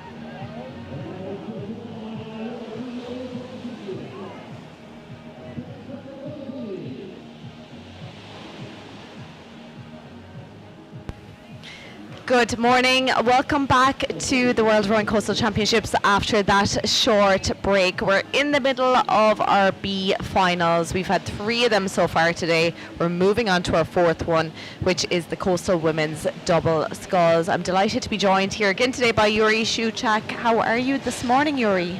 Well, yesterday was some tight racing going on, so I would say it was a very interesting day, at the evening, as you might saw also for the viewers, there was very challenging conditions because of the transport as well, like of all the ships that are coming inside the port and going outside, so there were like really short waves, so sometimes you couldn't really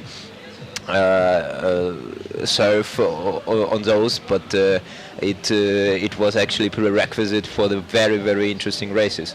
Yes, there was a lot of interesting finishes in a lot of the races, a lot of podium places that we thought were set, and they were not. They completely changed in the last 500 metres or so of the finals.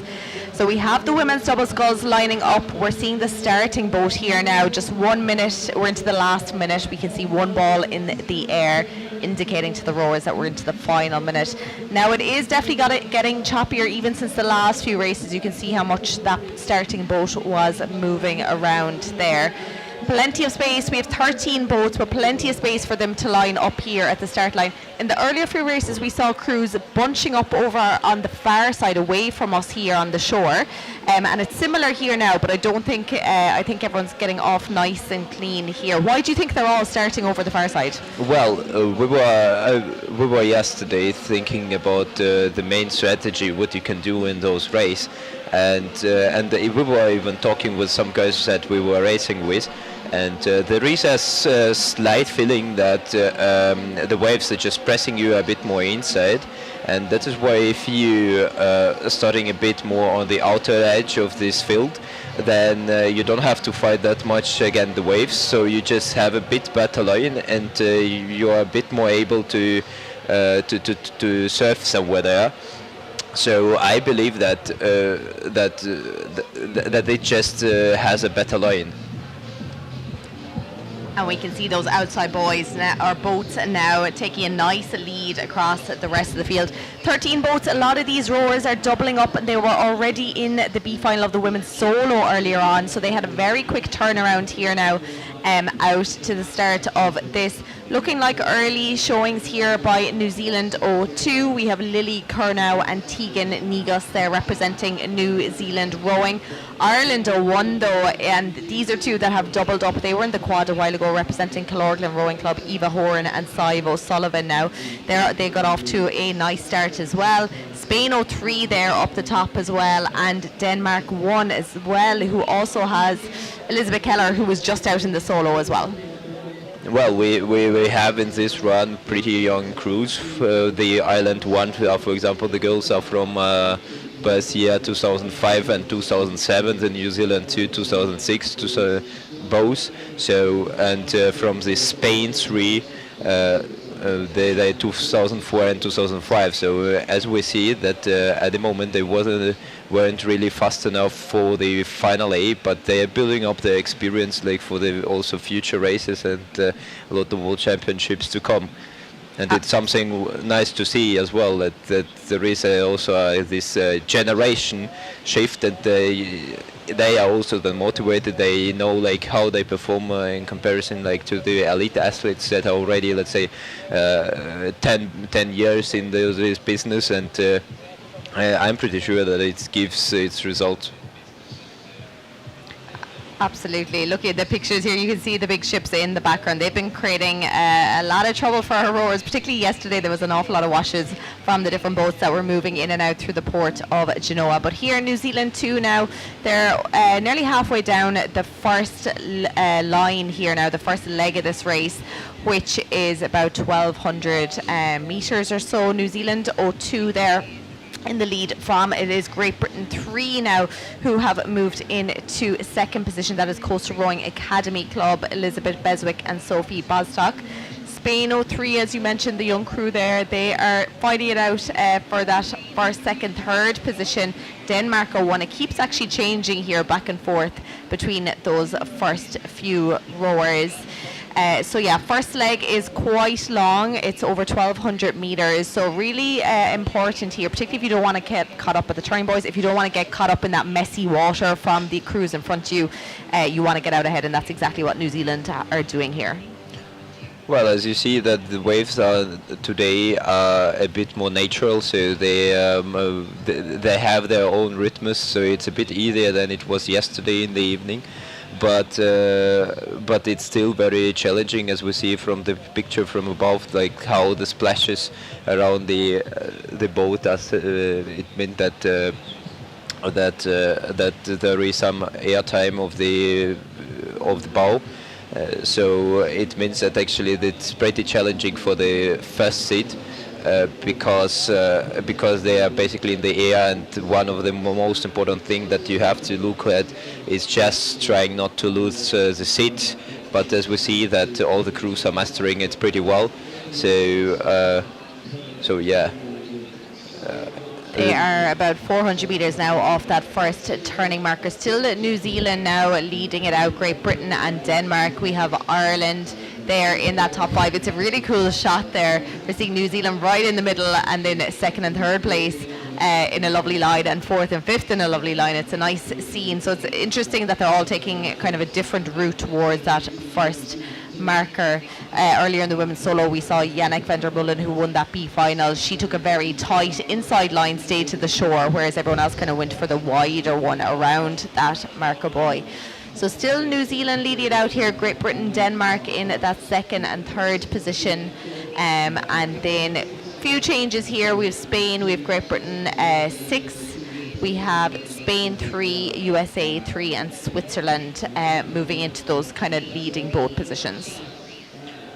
By the way, I think that it's also dependent on the line that is the leading boat is taking, because let's say if you have a leader that is going in the certain direction, choosing a certain line, then all the other crews are less looking actually where the boys are, but they are looking like how the first crew is actually moving, and that is why I think that like in this race people are also not really seeing the boys so well, and they are hoping that actually the first one is moving the right direction.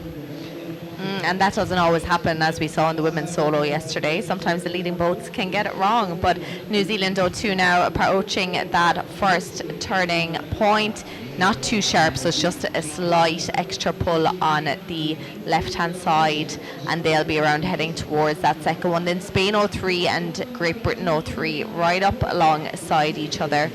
Spain 03 there. We have Esther and Sarah Lena representing Spain 3 and Great Britain 3. Then Denmark and Ireland 01 are up alongside each other. 3 of those 4 rowers were out just a little while ago in the women's solo. 2 USA crews then close together, and 3 Great Britain crews right up alongside each other. Looks like all the nations are staying close to each other.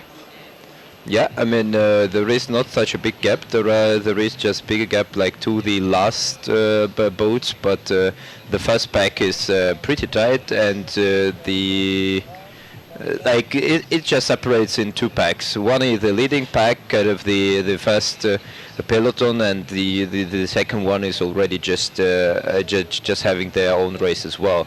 But that is also pretty new. Sometimes it happens because you just at certain position you just lose the track where the leading crews are moving, and you lose this connection, and you are then already trying just to stay in front of the other crews that are behind you, and that is why we see then this separation, and this is actually the main cause of those big group buildings.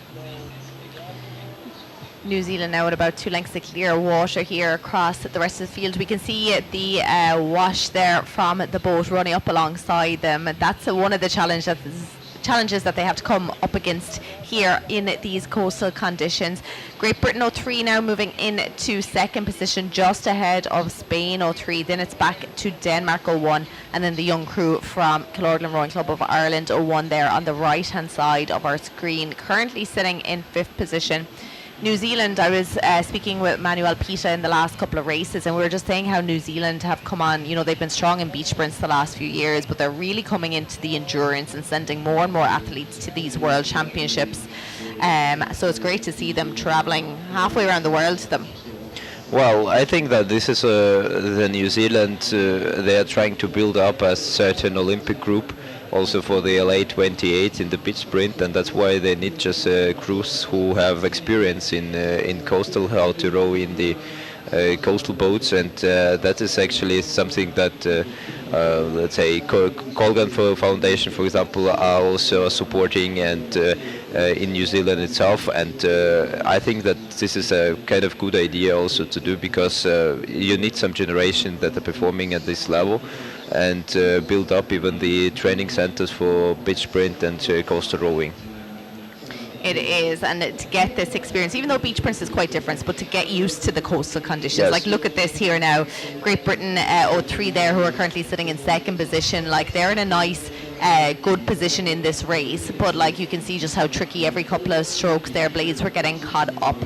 So that is the Coastal Rowing Academy Club, Elizabeth and Sophie. So they're in second now, not too far behind them. Spain 03 still in that third position, followed in by Denmark 01, and then Ireland 01 holding on to the fifth position. Great to see so many crews from Great Britain. They send a lot of athletes to these World Championships.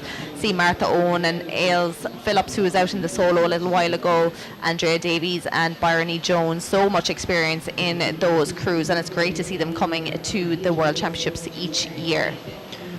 Well, I mean the GBJ, they just have this offshore tradition, so they have a lot of internal races as well for endurance racing, and they are, let's say, always a strong competitive field. And as we see even now that they brought here well, at least like 5 crews, and this is the sign that they have a very nice tradition there.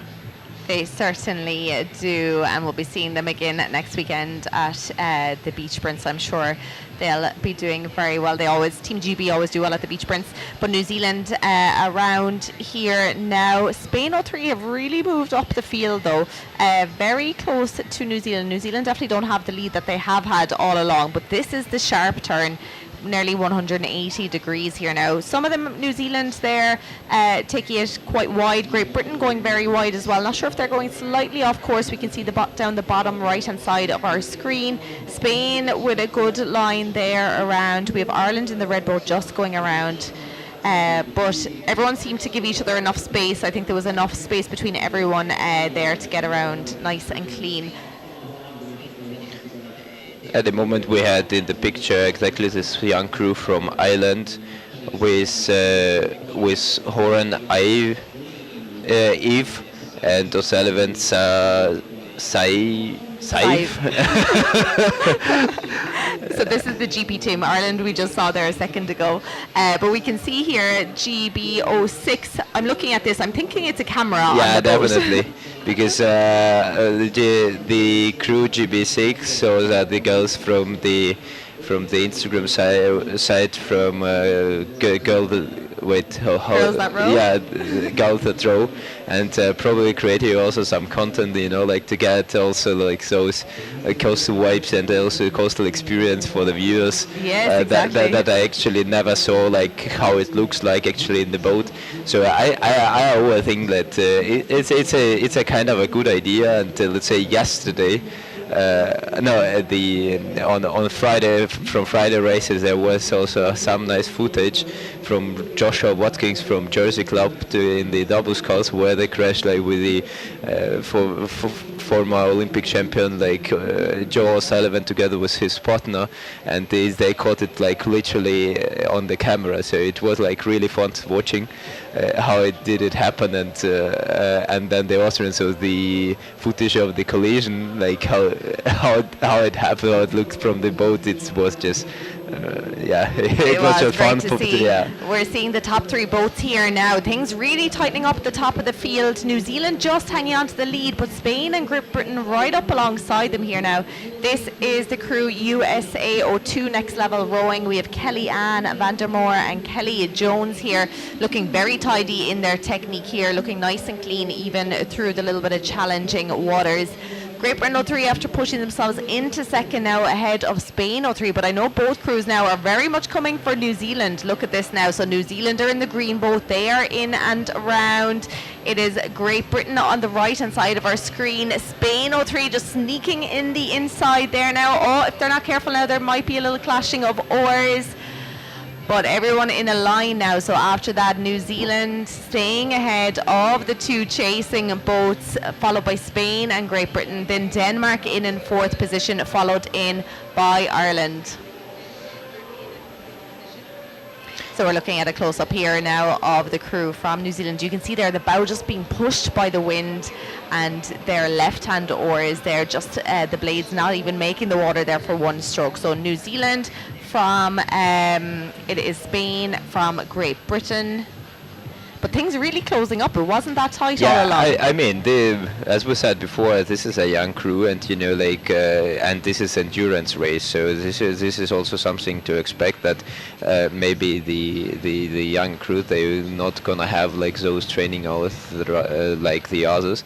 But the actually following up boat is the young Spanish crew, so they're basically equal in that matter.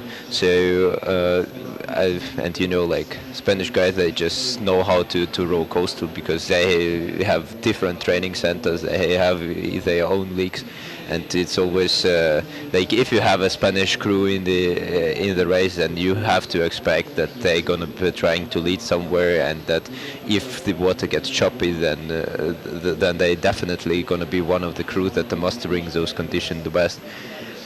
Absolutely, yes. They handle it very well. I see footage there, particularly like Adrian Miramon-Kyoga, who's been a multiple world champion. The boats that he rows, there's about 20 people in those boats, and they go out in crazy coastal conditions.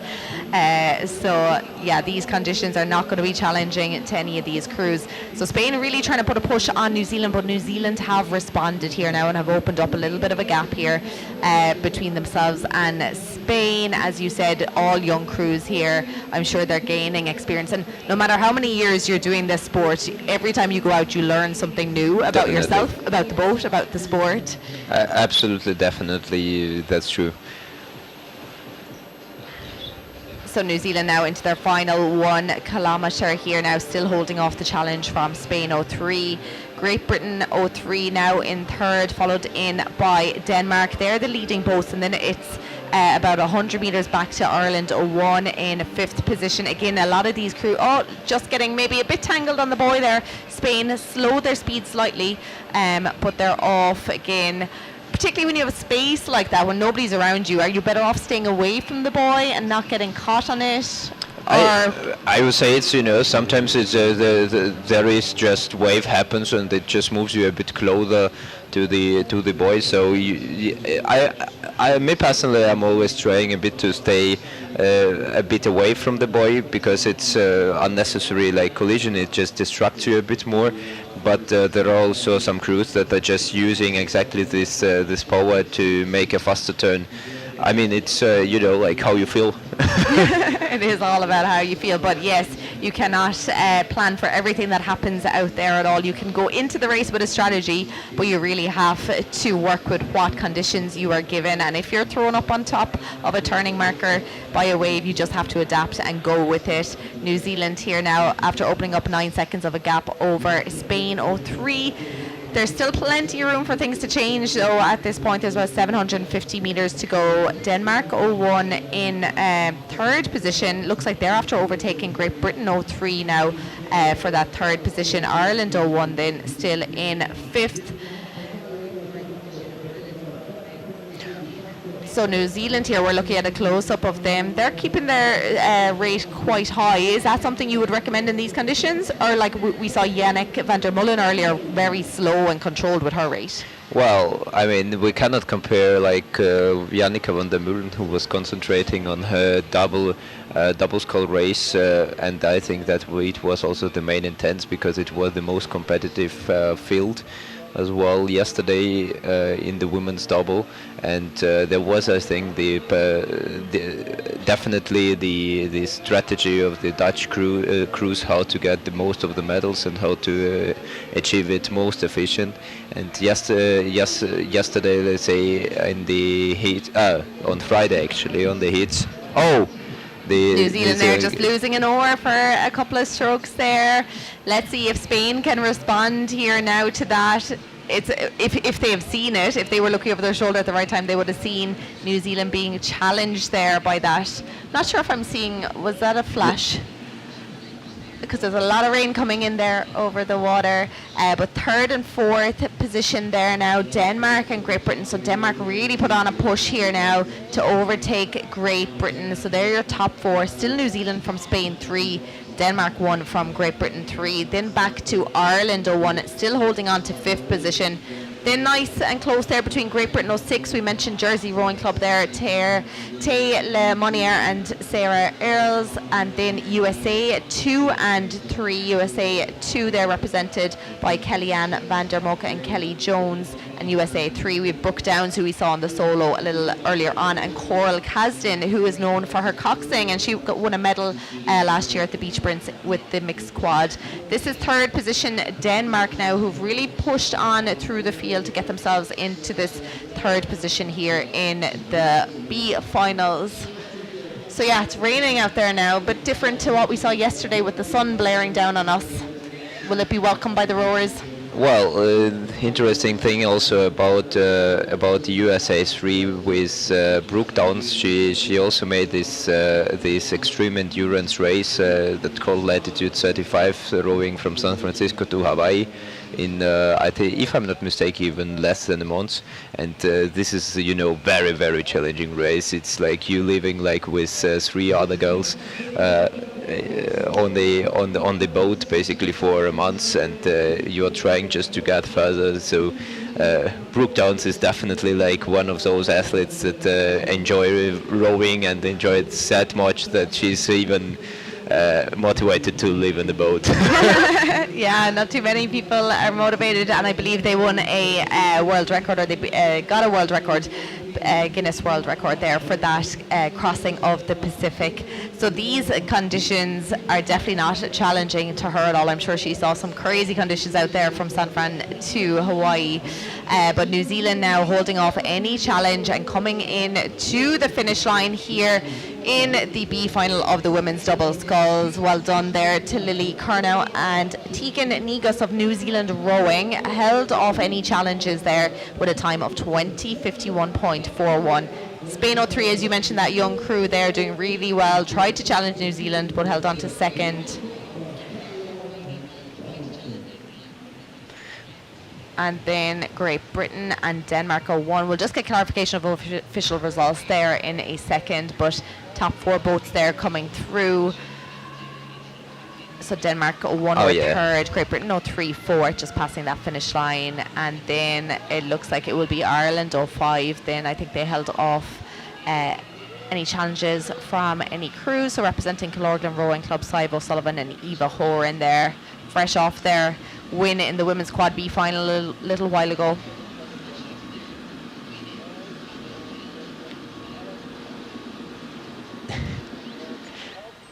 And then next cruise coming up to that finish line.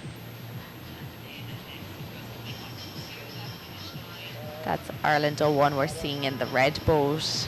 But look what is the nice color also the water we have here, and sometimes like there is a certain color difference to the reality, and the only thing I can say that here is a very nice blue color, what is not that often in the seas.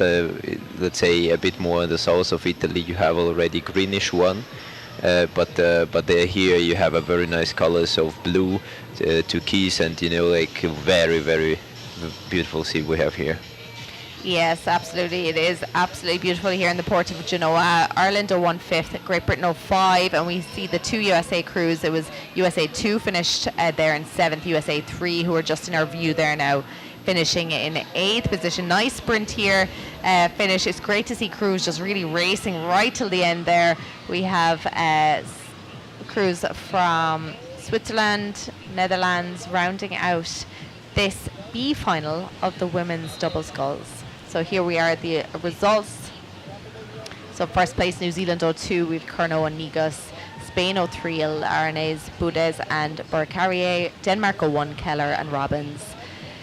GBR 03, Beswick and Bostock. And then Ireland 01 in 5th position, Horan and O'Sullivan. So great racing there by all crews.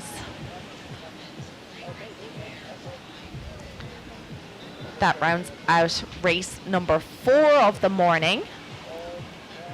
We have 3 more to go here in our schedule of the B finals. Will be coming up in the next few minutes with the men's solo. We will then have the coxed quadruple sculls, the men's, and then we have the mixed double sculls.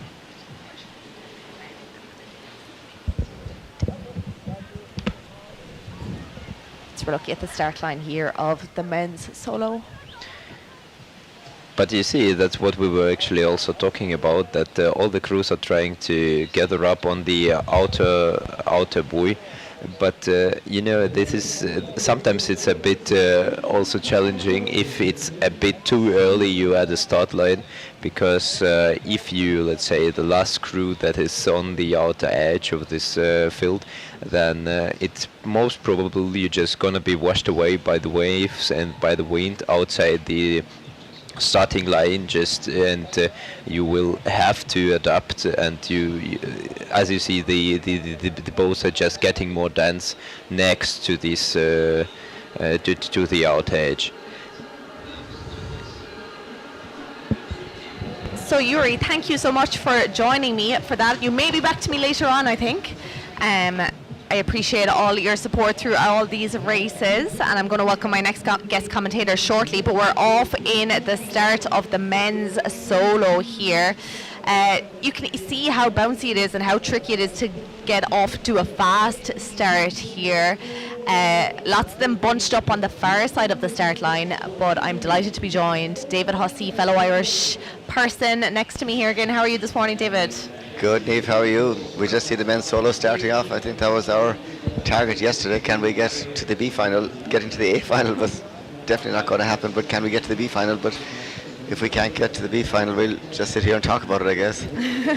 Absolutely, yes. Of course, you raced lots of these yesterday in your heat. Now, it was calm earlier. It's looking to be tricky, and we usually see a big sprint out of these at the start, but it's actually quite hard to do that because you can see just how much the boats are moving up and down already, and they're just off the start line here. So no one really off to a mad sprint of a start. It's more about kind of staying in control right now.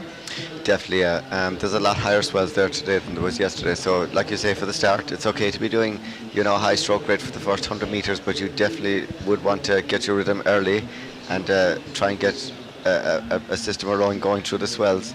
And I was speaking to a friend of mine yesterday, Mitchell Steenman. He was in the heat also that I was in, and he said the same thing. He said, get a rhythm, get the power on, don't be too worried about a high stroke rate, and move your way through the field and qualify. So, as you say, there's one single out in front at the moment, but everybody else is getting their rhythm, settling in, and getting the stroke rate ready for the long pull all the way down to the first marker and trying to surf over those high swells. Now, this is quite a similar sight to what we saw in the women's solo. We saw the winner, Yannick van der Mullen, of the B final. She was taking that inside line, just as we can see here, closest to us. That might be Germany, I would say. We'll get confirmation of Cruz now in a second. But over on the far side, then there's the big bunching. So if you were out there, would you be on the inside line, or would you be in this bunch on the outside? To be honest about it, it's better if you're rowing in these heats to be in the bunch, not bunched up together, but in the middle of that bunch. It gives you an idea of the pace and where you're going, and also it allows you to navigate without doing too much navigating. You can rely on the people either side of you and kind of follow them. It's not good to follow other boats, obviously, because they can take wrong turns, but in the first leg going out at the start, you could be pretty confident that everybody's going the right direction. So it does help to be in that bunch and just bring them with you.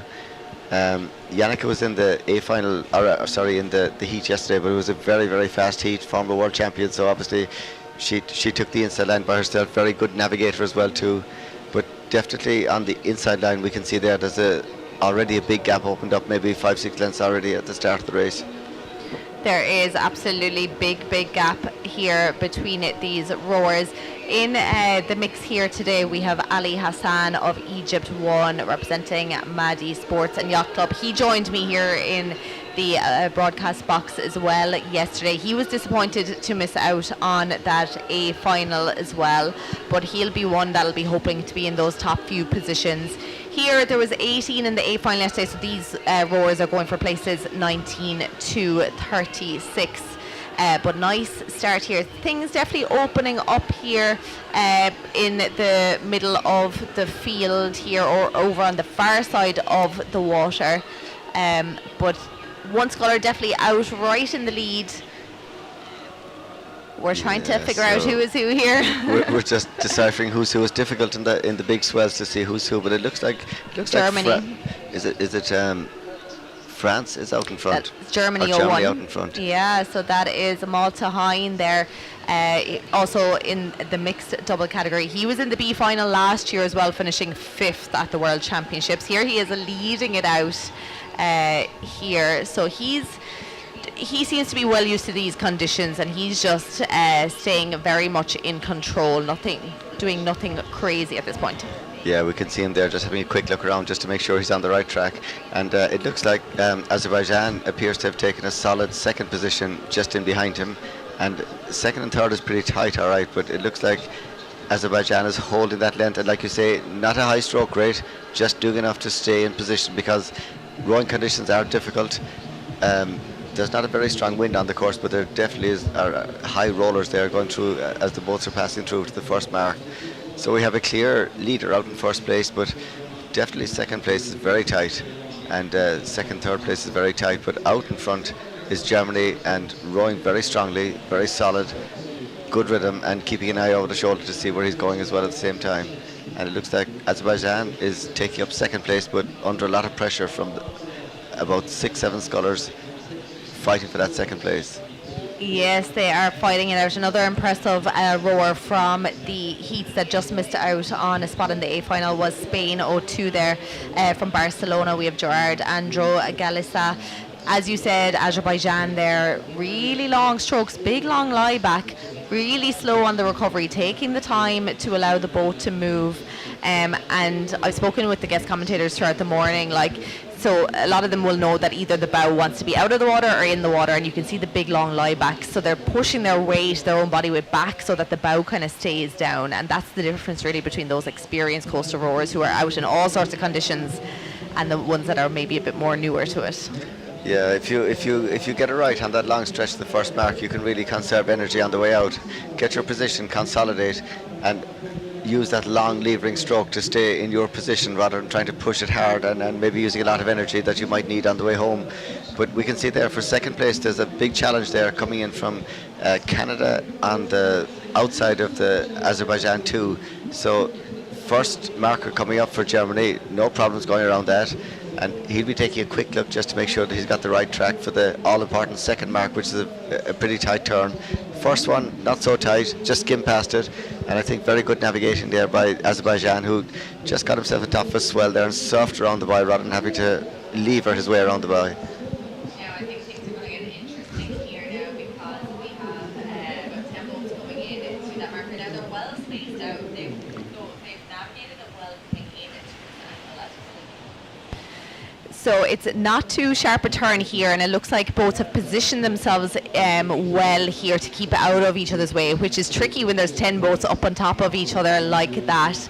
But everyone stayed away. But look at this here, Azerbaijan coming right over into third position's line here now. Not sure as he looked around recently, because if you look at the line that Germany are taking now, they're staying narrow coming in towards shore slightly, whereas Azerbaijan are heading outwards, coming right up on top of third position at the moment. But this is very impressive. A big lead now opened up by Malte Hein there of Germany from Hamburg. So he was at the Europeans this year, finishing 9th. I wonder, did he expect to be in the A final? I'm sure lots of people expected to be in the A finals, but it doesn't always go that way. Yeah, I think that's the aim, is to get to the A final. There's such caliber of athletes inside that A final that just getting to the A final and being there is really an achievement in itself. But we see a lot of it depends on the heats as well. So if you're in a really fast heat, it's difficult. But when you're in the B final, we can see Germany won there now. He's had a couple of looks maybe every 9-10 strokes, so he really does know where he's going. And as we say, Azerbaijan there in second place was heading out wide there for a little bit, but he's corrected now, and I think he's probably closed up a small bit on Germany. It's second and third are racing each other, but there's a very wide spread between the three front boats there heading for the same mark. It's not a massive distance to that second mark, maybe about 600 meters, so we'd expect to see them a bit tighter than that. So I think Azerbaijan now is coming in and also coming up on top of Germany as well too, as he starts to come in for that second mark. So that second mark is going to be the one. You're definitely going to have to dig in the inside blade to get the boat around it. You won't be able to skim past it like the other ones. Absolutely not, and you can see he's nearly lengthening his stroke here now. That is Murad Sadikov there of Azerbaijan sitting in second position. As you mentioned, Canada, then Rafael Kaiser in that third position. They're heading up towards halfway through this 4-kilometre course. Gerard Andro Galasa there of Spain sitting in fourth, followed in by Kobe Good of New Zealand. New Zealand, of course, winning the men's solo A final yesterday. Very impressive race. Finlay Hamill winning that race in style, really. I'm not sure we ever saw we haven't seen too many finals where there's such a gap between first, second, and third, like we did in the race yesterday, the A final of the men's solo. But New Zealand coming up really strong in the sport. Yeah, we all know, you know, the big names from sculling over the last couple of years, but as you say, New Zealand just came and took hold of the heat and took hold of the A final and really owned it. And fantastic performance, and a very young sculler as well, to a big future in coastal rowing. But now this all-important mark here, we can see Germany just coming at it now. Now he's going to have to navigate and swing around with the outside hand. He's keeping it reasonably tight. So this mark now, you can drop 6 lengths, you can gain 6 lengths, but I think he's going to hit the mark on the way around. And I think he's done a fantastic job there of getting that navigation perfect. And a quick look over his shoulder and away for the third mark. That was brilliant. But when you're in control, when you have that space, you are able to kind of perfect your turns that well. That was a very quick turn from Azerbaijan as well. They came in quite narrow compared to Canada now, who are coming in wide around it, but Azerbaijan did not let their boat speed drop at all going around that marker. So that is Azerbaijan, and then it looks to be Spain and New Zealand. USA, we have Rona Maher in there as well, Oliver Brennan of Canada. So we're heading down, we're over halfway through the race now at the point. So this is where things get interesting. We have a little bit of a another kind of long leg-ish here, which all these boats now are facing. Getting very tight there, coming in, the blue boat behind the white and the yellow boat right behind them. Excellent navigation though, you can see there they've done really well. Nobody wants to hit anybody, nobody wants to get tangled up with oars, and about 8 boats have came around there together without any incident. As you say there, in about 6th place I see Mitchell Steenman, former world champion. He will be thinking now about moving his way through the field as well, very experienced, and he's going to be laying down the power as well too. He's not going to pick up the stroke rate, he's just going to increase the power, but there's a reasonably long leg here on the way down, so he might be thinking about coming up another couple of places as you go to that third mark. I love looking, I mentioned this yesterday, the dates of births of different rowers here now. So we have an 18-year-old, so Kobe Good of New Zealand, and then right up alongside him on our list here, Italy 08, so Luca Dell'Alise, he's 53. You know, it's such a great sport. We have a 16-year-old there for USA, Rona Maher. Such a great sport that so many, you know, you could be racing someone who's 20, 30 years older than you. I think that's the attraction of it. You see in the heats there, you're lined up and you're looking across, and there's somebody who's just been at the Olympics, for example, and then there's athletes all the ways up from 20, 30, 40, 50. Everybody's out there to get their best time, really, and see how you get on with your own performance. But second, third place here, as we go down for that third mark, is up for grabs. First place seems to be pretty solid, but second and third is very close, and I know these two will be fighting it out to get a proper position going into that third mark. So the inside boat generally has the advantage, but as we saw yesterday, if you're the outside lane, if you can just clear that overlap and get a bit of clear water, then you can cut across in front of the boat that was trying to keep you away from the mark. So this mark now is probably the start of the shorter spins. Then it's about 120 meters from this mark to the next one. So if you can swing this one, line up the mark correctly, you're probably going to hold a good position. We see Germany coming into that mark, trying not to lose boat speed and swinging out of it and heading for that fourth mark. Yes, and it's Spain who have been fighting it out with Canada there now. So Spain 02 there. Jared Andro Galasa has moved himself into third position now with 1,500 meters to go. He has knocked Rafael Kaiser there of Canada back to fourth position.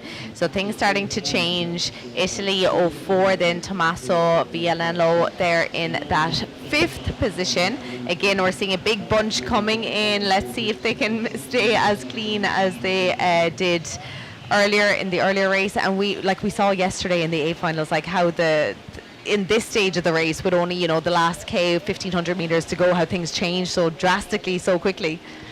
Yeah, I think 1 to 4 maybe has a bit of clear water, so they can, you know, control their positions a bit, but there's a lot of pride at stake in the bunch there from 5th back as far as 10th. Everybody wants, when you can see a boat beside you, everybody wants to be at the front of that, and if there's any chance at all for overtaking, whether you're 5th, 6th, 7th, 8th, 10th, it doesn't matter. All these athletes are going to try and push for that overtaking manoeuvre in these chicanes now at the marks.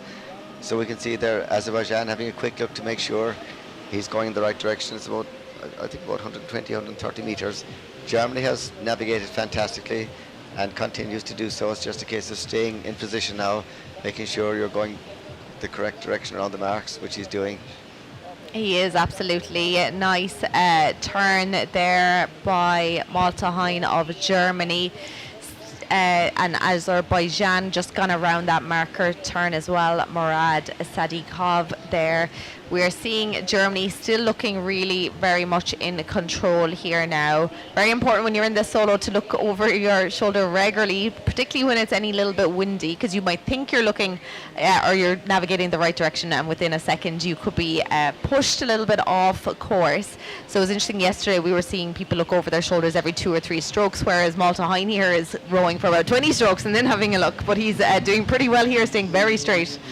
Yeah, and you can see his style of rowing, very, very classy, very elegant. He's really rowing well, you know, he's in control of the race. He hasn't used too much energy to get in the front position, so all he'll be doing now is just getting the power on the strokes, keeping it nice and long, and keeping his navigation on point so he doesn't lose any ground going around the marks. He's not having it all his own way, though. He's getting challenged reasonably well by Azerbaijan all the way up to that mark. Now, I think he's going to have to correct here. I think he's actually gone the other side a small bit, but he's corrected in time. And this is a point yesterday in the women's solo where we saw people not sure exactly which side to go to that turn, but I think they've all gone the correct side of that one. So still Malta Hein there in the lead, but Azerbaijan really starting to challenge, as is Spain's Gerard Andro Galeza there in third. He's really come up on Azerbaijan now at this point. Rafael Kaiser then of Canada in fourth. We have Italy, Tommaso Bianello in fifth. Kobe Good then back to Barnabas, Spain. We haven't mentioned a few of these rowers. Ronan Maher, Malo Aveline. There's lots of Italians. Joshua Watkins, who had a great heat as well the other day representing Jersey Rowing Club. But things are moving here now, and there's a few people under a bit of pressure, I think. Yeah, it's hard to say. It's definitely tightened up as in the distances, but is Germany happy to be a couple of lengths clear and conserving energy a bit, or are second and third really pushing hard? It's difficult to tell, but they're definitely racing, all these athletes. You can see them there. They're looking around a lot more than they normally would, so they're making sure that they don't lose any ground in these marks, and it has definitely tightened up an awful lot here. This is very nice here by, it looks to be, there's Spain coming in here, try to take a narrow line here to get in inside Azerbaijan, but Azerbaijan have made a big push here now. Looks like they're coming from Malta Hein now of Germany. It looks that way. I think Germany was quite happy, you know, out in front, happy out, but there's a massive surge coming from Azerbaijan now to take the lead from Germany here. And I think if he keeps this push on with the swells behind him, he might very well take that first place. And back in third, there's no sparing it either from Spain as well. So very tight now at the front. There's a big change all of a sudden. Germany is pushing now. You can see a big change in the stroke rate all of a sudden. But if they're not careful, they're going to come in on top of each other. Oh, they are. Just disaster. as you said it, just as you spoke, they came on top of each other. Germany and Azerbaijan. Look at this from Spain. Gerard Andro Galeza now heading around the outside, and it's Azerbaijan who has gotten the better of Malta Hein. Yes, and when you're out in this in the sculling and you're rowing and you see that happening out of the corner, you're literally rubbing your hands together at the thought of moving up. Oh, take a look at this happening again. Oh, disaster. So Yes. Azerbaijan's blade right in on top of Malta Hein there of Germany. And I don't think it's a penalty situation as such. I don't want to second guess the umpires, but it's more a kind of a coming together of both who are both sprinting really hard, trying to hold each other off. But I think third place now has moved into first, and even fourth and fifth will be thinking, you know, we can close the gap here and get up there another bit. Absolutely. Now Azerbaijan are in pole position as well. We saw the massive surge coming from Murad Sadiqov there as Azerbaijan, but look at this again, two boats in on top of each other. Looks to be Spain and Azerbaijan. Can Malta Hein take advantage of this and get himself back into first position? He is in the red boat, who is going around the outside of these now. Oh, I think he said to himself, there's redemption here for me. And he made a correction. He didn't correct too hard, but he just went around enough to continue his boat speed. So very, very interesting changes at these last two marks. Oh. And Spain is trying everything to get away from Azerbaijan, and I think their two boats are up and running again. But these boats will be back heading for the front again. Yes, that has allowed Canada now to move into second position here. That's Canada. It is Rafael Kaiser from Canada now currently sitting in second, but Spain and Azerbaijan are not going to give their places up easily after that. But what a finish here. Malta Hine, he had lost that massive lead he had all around, got stuck up, pushed back, and now he was able to take advantage again and move himself back into the lead. But look at these three boats behind him coming in. Yeah, I think that, like we said, very, very classy sculler, very elegant style of rowing, and I think that has served him well. Even in the clash he had there, he lost a bit of ground, but he just got his rhythm back and started rowing again, and the opportunity opened again for him to take the lead, and I think he'll be a very happy man now, having led the race for most of it. Had that bit of a clash. Normally when you have a clash you do not get a second chance, but he has got a second chance, and he didn't say no. He did not say no, he has taken it, but there's going to be another clash here. Looks to be Azerbaijan and Spain again have come in on top of each other. That has allowed Canada now to move into a solid second position. Who is in fifth, and are they going to come and take that third position now? Azerbaijan and Spain are completely stuck, but let's hand it to Malta Hine. He was dealt a bad hand there, but he got a second chance, as you said, David, and here he is coming in to take the win in the men's solo B final. And it's so close to the finish line, so I think in fifth, who was pretty much out of the race and thinking that's it now for me for the day, he is now thinking I can actually come into a third place here. We're still trying to see how did Azerbaijan and Spain get on with that last final clash they had before the finish line. But it is Canada one there, who is Rafael Kaiser coming in to take second position. And it looks like Spain and Azerbaijan are back in fourth and fifth. It's a bit difficult Azerbaijan to see in fifth there, I would say. Oh, Italy is. four. It is Italy, who is back in fifth, took full advantage of their final coming together and has moved into the third position. Yes, that is Tommaso Vianello there of CC Saturino. Trieste there, Italy 04, taking complete advantage there of the battles between Spain and Azerbaijan to finish third position. Spain moved back down to fourth, Azerbaijan in fifth, and then Great Britain Jersey Rowing Club Joshua Watkins in that sixth position. At least they're giving us exciting races. Oh, that was brilliant. Because like we say, normally when it comes to the third last, second last and last mark, it's pretty much set, but we saw all the action happening in those last four marks, and Malta Hine of Germany rode a fantastic race, nearly lost it with the challenge that came from Azerbaijan, but you know, he kept his head, kept rowing, and the chance came again for him, and he made a slight adjustment, went in the outside of the two boats who were busy having that bit of a conversation at the mark, and retook his lead again. And Spain and Azerbaijan had a real contest there for the last kilometre maybe, and it opened the door then for Italy to come through and take a well-deserved third place. So it shows in this sport you can never say what's going to happen the first kilometre, second, third, but it's on the fourth kilometre everything is happening in these races. Absolutely, we've said it many times, it is not over until it's over in these races, but congratulations there to Germany 01 Malta Hine. That was a great finish to his race. I'm sure Azerbaijan and Spain not too happy to be finishing in that fourth and fifth position when they were challenging for that lead spot in this B final, but it made for some great racing. Yeah, I think they'll be not so happy with that, but definitely they were challenging each other really hard, so I think they really didn't have much of a choice. The gauntlet was laid down to both of them, and they had to, you know, do their very best to get in front of each other, and it just happened coming together of both. Like I said, I don't think there was anything in it that one was taking the wrong course. It was just a coming together of both, two athletes sprinting really hard to hold on to their second and third positions, and for a while there it was first and second between the two of them.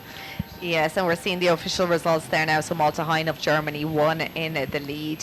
Rafael Kaiser of Canada won in that second position, taking advantage there of those clashes. Tommaso Vianello, Italy 4 in third. Gerard Andro Galissa of Spain 2. Then pushed back to fourth.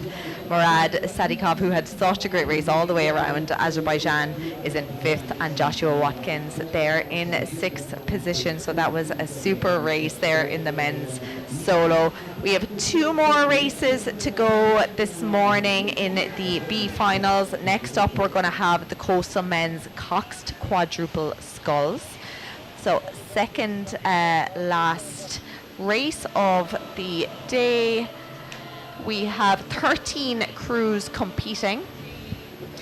actually it is 12, so there has been a withdrawal there by one crew. So Italy 09 has withdrawn due to medical reasons. So we have 12 boats competing, lining up there on the start line. Visibility is actually changing here now this morning, so the fog is coming in from outside. So is that going to make things a bit more difficult? I think for the quad, it should be okay. It should be okay for the quads. Like I say, it's definitely getting a lot heavier out there, but conditions are still very good coastal conditions. There's a good swell under these boats, and there's some really fast crews in this race, because we saw the times there of one of the heats, and Kilmac Simon Rowing Club there from Ireland were in one of the heats. I think they finished 11th, but their time in it was incredibly fast. The winners did it in about 15:30, and from 1st to 10th was about 1 minute. So this quad, for example, would have probably made the A final of any other World Championships over the years. Carndoo Rowing Club also, the second Irish crew in it, and I see New Zealand. I see my buddy from the heat yesterday, Martin Wouters, is stroking the New Zealand quad, so another very strong crew there. And as we saw yesterday in the quad racing, from Italy 1 to 4, there was no difference in speed between these 4 quad crews yesterday. So very, very good tradition of quad main racing in Italy. Sometimes they've been on the podium twice, maybe the gold medal and the bronze medal. I remember in Hong Kong they were first and second. So a very big tradition of racing in Italian rowing in these quad races. Absolutely, and we're off here now in the second last final, the men's quad. They are all off from the start here now. Looking out the window here, looks like nobody got into trouble at that start. Similar to the last few races, we're seeing crews are bunching up over on the far side of that start line. David, you're an experienced cox in these coastal boats. Would you have positioned yourself outside there as well, or would you stayed more inside to be to have more space? I would always kind of head for the outside. For me, and the ideal position for me, if you're starting the race, is to be maybe 4 to 5 boats inside the outside marker, if you know what I mean. It's better not to be at the marker, because if you're kind of being pushed by the wind or something like that, next thing you're up on top of it. So 4 to 5 boats from the outside marker is the ideal position, whereas I normally try and position myself. And we saw there in Oeiras in Portugal, about 10 other quads had the same idea, so there was an awful lot of boats in that 4th to 5th position from the mark. But I see here now they seem to have all got away pretty well, and everybody has settled down nicely as well too. And it looks like another nation with a big tradition in quad racing is Monaco, who won the quad in I think it was Peru in 2015. So they're at the head of the race at the moment, but not much separating these 6, 7, 8 quad crews at the start here. There is not. Monaco winning their heat, or sorry, not winning their heat. They were the fastest out of these crews in their heat yesterday. So we're 500 metres out into that first leg as well, going back and forth between Monaco 1 and Spain 04. The cox there for Monaco, Thomas Aubel, he was third at the Euros. He coxed his crew from Monaco to a bronze medal, and he finished 6th last year at the World Championship. So he's just trying to edge out here with Spain up right alongside them. Then it's Ireland 02. You mentioned them a while ago, David. Kilmac Simon Swimming and Rowing Club. We saw 2 of those rowers, John Barry and Davin Jennings, already out in the men's double B final a little while ago. So quick turnaround, but that seems to be the flavour of this weekend. Not too much recovery for rowers. No, and they'll be delighted now with their position at the moment in this B final. I spoke to them after the race yesterday. They finished about 10th or 11th, but they were really happy with the time. Not so much the position, but the time that they did. It was just a really fast heat. So we just see it here. I think it was 16:48 yesterday. That would have got you on the podium in previous World Championships. So they'll be really having a cut off of this one here today. A young crew, and definitely a crew for the future. And we see Spain 4. There's a couple of names inside that boat as well who've been coastal rowing for years and years and years.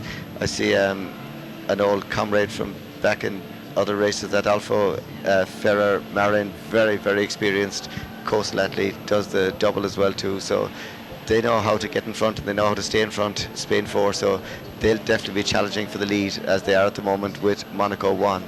Yes, they've positioned themselves, I think, right up alongside Monaco now, and it's going back and forth in the lead between the two of them. Spain 04, you mentioned Adolfo and Antonio there. They were in the A final last year, finishing 14th, so they have a new crew with them this year, but positioned themselves nice. So we're a quarter of the way through the race, so just over 1 kilometre down for the leaders here now. All the races this weekend have been rowed around this 4 kilometre course. Usually we would use 6 kilometre for A finals, but because of the weather and change of schedules, everything is run over 4 kilometres. So people have had lots of time to get used to this course here now, and particularly Cox's. I think, you know, it's great that they don't have the extra 2 kilometres of a leg to try and navigate around. Spain now pushing themselves up, but Ireland 02 staying within touching distance here now as well. We have France 02, Italy 05, USA 02, all of these very much in a line here, and we're coming up to that first turning, Marco, so things are going to get tricky. They will indeed, and Spain as well as having a very experienced crew. They also have a very experienced cox. So Felipe Mendez, a young cox but highly experienced. He's been coxing these crews in not only this but the Beach Prince, a really good cox as well too. So as you say, nobody will want to be clashing oars here at this first mark, because Kilmac Simon Rowing Club are back in 3rd place, and if there's any chance at all to take the lead, they will be pouncing on that straight away. They will absolutely, yes. Cox there by Owen O'Neill. We spoke about him yesterday. You said he's been rowing back since, when was his first World Championship?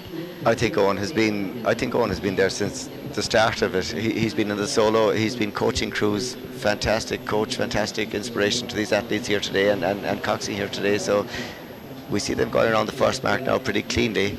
That looks like France 2, and I think they're about 5th place, but no big gaps opening up as such. We might have a clear lead, all right, with the front 2 quads of maybe a length or 2, but that all-important second mark is a very tight rounding, so that's going to decide the positions a lot more, I think, if they stay in the positions they're in at the moment. So this is the crew from Spain that we've been mentioning here.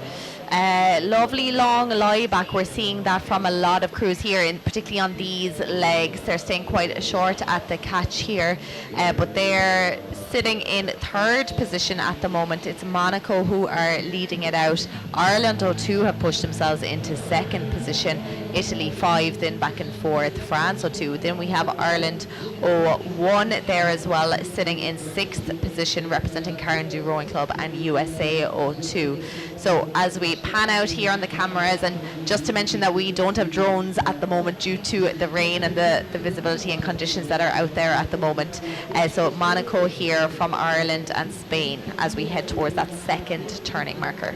Yes, and we have Ireland 01, as we said, are in 6th place, but again, they are a very powerful crew as well, 2nd in the national champs this year, 1st last year, so they'll be pacing themselves as well to head for that all-important 2nd mark. But I think Spain, like you say, they don't reach ahead as much in these conditions. They know that reaching ahead too much can slow the boat down, so they're happy to reach ahead, maybe not half style, maybe 3/4 style, but really lie back into the finish of the stroke and drive that boat over the waves. And I think they've opened up a bit of a gap here, using that technique to give them that bit of room for the 2nd marker. And with Felipe Mendez coxing, very, very experienced even at a young age, so he'll know exactly what to do with the mark now once he's got that bit of clear water behind him. Absolutely, and this is one of the trickier parts of the course, that coxes are really going to be on the ball here. So we've Monaco, Spain and Ireland still fighting it out for those first few spots. One of our drones is back, so we're seeing now how close it is there down the back of the field. Still up the front though, it is that nice battle between Spain, Monaco and Ireland 2. France 02, we have USA 02, Ireland 01 then as well in that pack. So at this point we are coming up to halfway, so 2 kilometres into the race. This is the part where coxes really have to be on their game. They have to be confident in their manoeuvres here, don't they? It's crucial, and we can already see there just a slight clash back there in 4th and 5th position. I think 1st and 2nd have enough room to get around, but from 3rd back as far as 8th, it's looking very interesting. You really have to get a line before you come to that 2nd mark, because it is a very tight rounding. So 1st and 2nd are getting away reasonably well, but behind that it looks like there's going to be action at this marker as they just come into it now. There is. There's 3 boats there coming in together. I'd say there's Ireland, Spain, USA, Great Britain are in the mix there now as well. As you mentioned, the first 4 boats away clean, but look at this. We have a clash. That yellow boat has pushed the blue one out wide. Didn't really slow them too much. Just maybe off course a little bit. Yeah, I think they all got away with that one. It could have gone anyway, but I think they got away without too much of a collision there. But it's interesting to note all 3 boats were pointing in all different directions coming out of that mark, but definitely first and second would have pulled away a little bit now after that impact at the rounding. And we're seeing here, it looks like Monaco, Spain and Ireland had that bit of room at that marker to set their course before heading for the 3rd mark. But 4th, 5th, 6th, definitely there was a lot of adjustments being made at that marker. Yes, lots of changes in positions here now as they head down towards the very interesting part of this course. Still Monaco leading it out here now. Looks to be Spain 4, then holding on to 2nd position. A couple of Italian crews moving up here. We have Italy 05, Ireland 02 in the mix there, Ireland 01, USA 2. So condition-wise at the moment, a little bit of side wind here onto them at the moment. But with the coxes, obviously the rowers don't have to worry too much about navigation. But the coxes here, like it's so, the bows really get picked up very quickly and you can be thrown off so easily. Yeah, and I think it looks like we have, say, Monaco in first place, rowing really well. As you said earlier, they're not really reaching up that far in these conditions. They're using the long lie back and letting the oars do the work in the water. But it looks like Ireland 2, Kilmacsalmon Rowing Club, after their performance yesterday, very happy with their time. And they're really going well today in this B final. It looks like they've taken a solid 2nd position in there behind Monaco.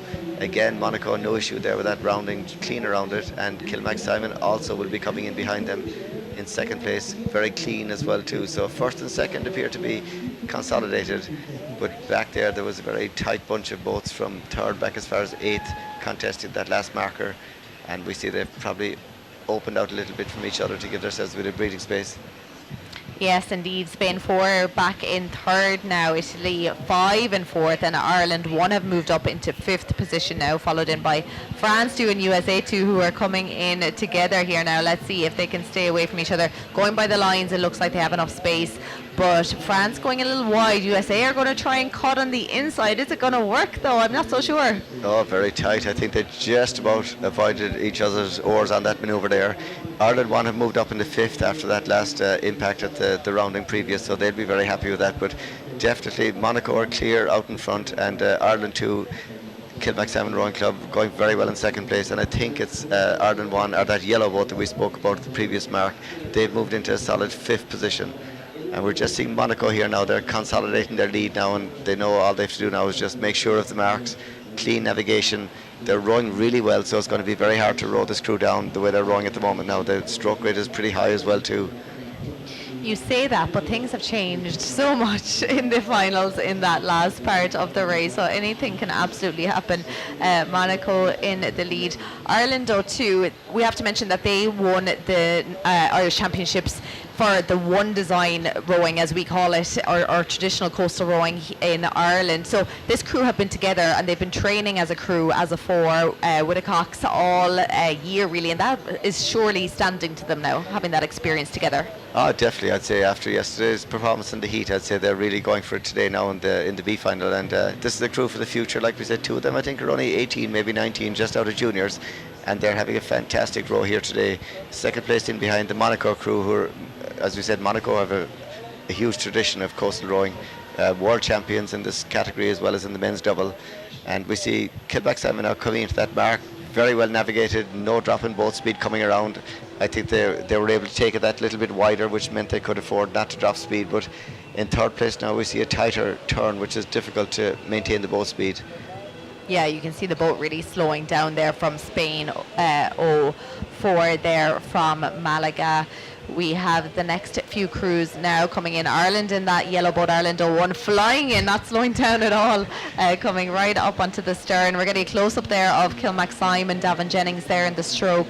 We have Aidan Crowley, John Barry, Luke Nixon and Owen O'Neill coxing there. Then getting a shot of Spain coming into view, and this is the crew from Carindoo. Lots of experience in the Carindoo boat as well. They raced last year as a crew, finishing 12th in the A final. They did, and as you said at the last mark there was no mercy there. They came in at full speed and came out of it at full speed, and I think they've moved up a little bit there.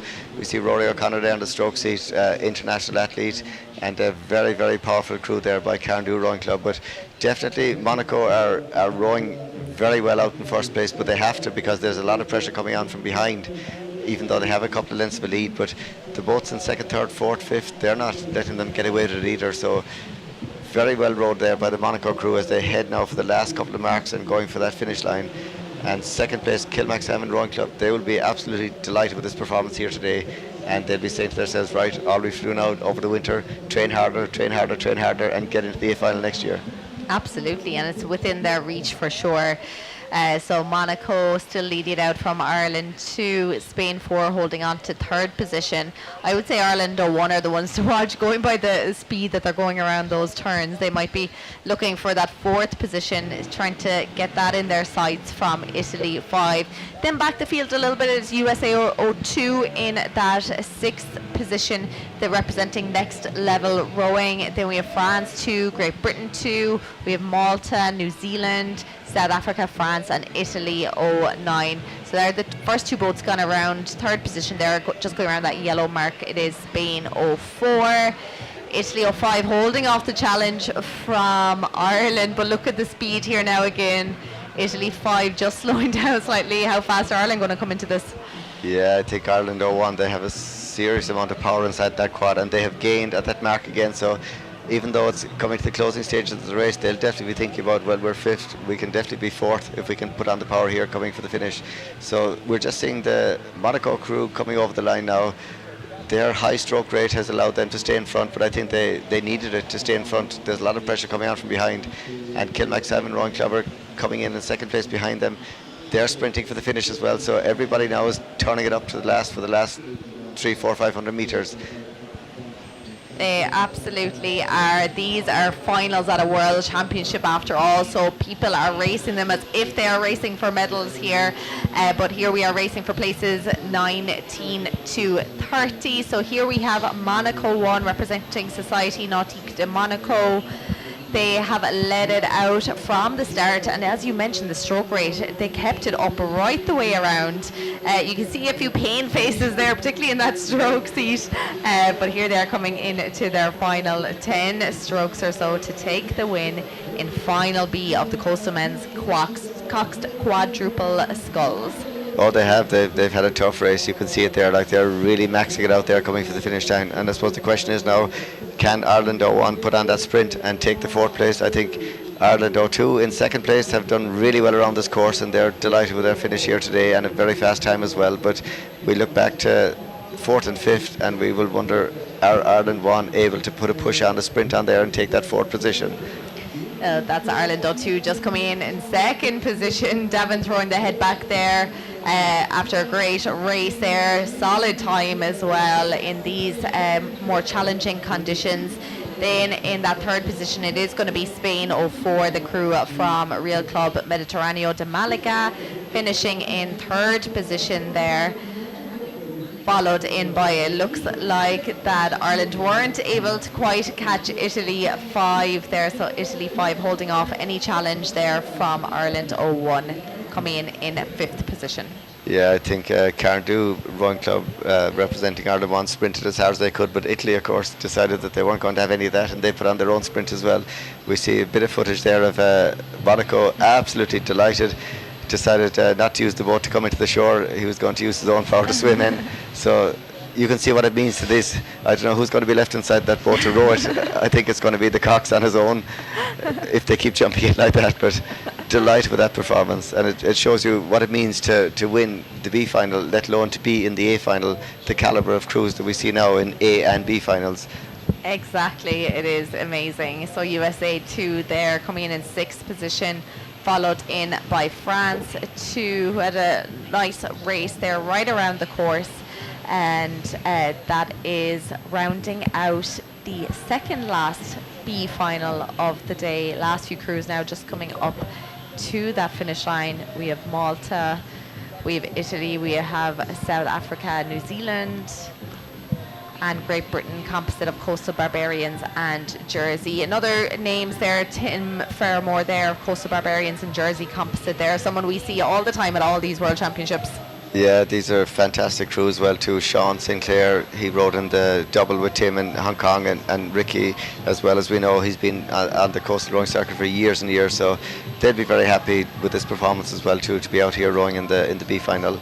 And there was talks there yesterday about having a Masters World Rowing Championships, so I think that could be a thing for the future as well in the next couple of years as well too. We've got the juniors, got the seniors, so maybe the Masters as well, to keep people involved in the sport, I think, is the most important thing here. Absolutely, yeah, because it is such an accessible sport. I think it's important to keep encouraging those rowers to keep coming back year after year. It's such a welcoming part of the sport and such a special part of it. So that is the final few crews now coming into the finish line of the men's coxed quadruple sculls. Boats making their way now back to shore. And here are the official results. So first place went to Monaco 01, Ireland 02, great race there, finishing second position, Spain 04 in third, Italy 05 in fourth, Ireland 01 in fifth, USA 02 in sixth, with France 02, Great Britain 02, Malta 01, New Zealand 02. Yeah, and I think looking at the times is the thing, not so much about the positions. So we have 16:42 has won the B final. That time a couple of years ago would have won the A final. So, you know, the B finals, the A finals, not much between them. We've got Olympians, world champions, all sorts of characters from the flat water community in the A finals. But this B final here today is as fast as anything. So I think all these athletes will be very happy with their performances here today. Delighted they went ahead. I know the weather was challenging, but it's allowed us to have this great racing that we've had here today. So these crews will be very happy with their performances. And I suppose from our own point of view, with Ireland 1 and 2 being up there second and fifth, great to see these crews. And Ireland 02 especially are a crew for the future, young athletes just out of juniors. So we see a lot more coming from these crews in years to come. Absolutely, and of course the B finals were in jeopardy. We weren't sure if they were going to be able to go ahead due to the weather that was forecast for this morning. So I think it was really important that these rowers were given the chance to get out there and fight for their places on the leaderboard. So we're delighted that racing has been able to go ahead, and we only have one more to go on our schedule this morning. So those thunderstorms are being held off, thankfully. I think they're going to come in later. There's going to be a very heavy rain coming in later, but we're going to be hopefully finished in time for all of that. Yeah, I think we're okay today with the swell, okay with the wind, okay with the rain. That was no problem, but I think our big problem today was lightning, which has been a feature. Even yesterday evening there was lightning flashes going on during the victory ceremony. So if there's lightning, unfortunately there's no rowing and there's no way around that, but we were able to handle all the rest of the elements. So very good that everything was run the way it was to make sure that the B finals went ahead today as well too. So we see the last few quads coming up the beach. I think that's even harder than the rowing, is getting the quads and the trailers and pushing them up the beach. And we're, like you say, we're getting ready for the last B final now, the mixed. Yes, we have the mixed double coming up shortly here now. Lots of calibre in this category. We saw some amazing action happening yesterday in the A final. But before we bring you all the action from the mixed doubles, we're going to go to Luca at the beach for an interview with the athletes. And today, Monaco won the men's quad. How was it? It was good. I really liked the race. I think we have a little bit of frustration from the heat. So we come here to show we are not in the great finals, but we have to show the other finals is also a great competition. So we take a lot of fun, a lot of joy to do this race, and it was magical. You have a lot of tradition in coastal rowing back in Monaco, your country. You organize really important events. What do you like the most about coastal rowing? I think the the most to see all the boats at the start line, and we look at each other, and we know it's gonna be a lot of excitement and a lot of crash in the game. So you have to always look around. So I like this this atmosphere. This atmosphere. Congratulations, thank you. Thank you, thank you. Have a nice day.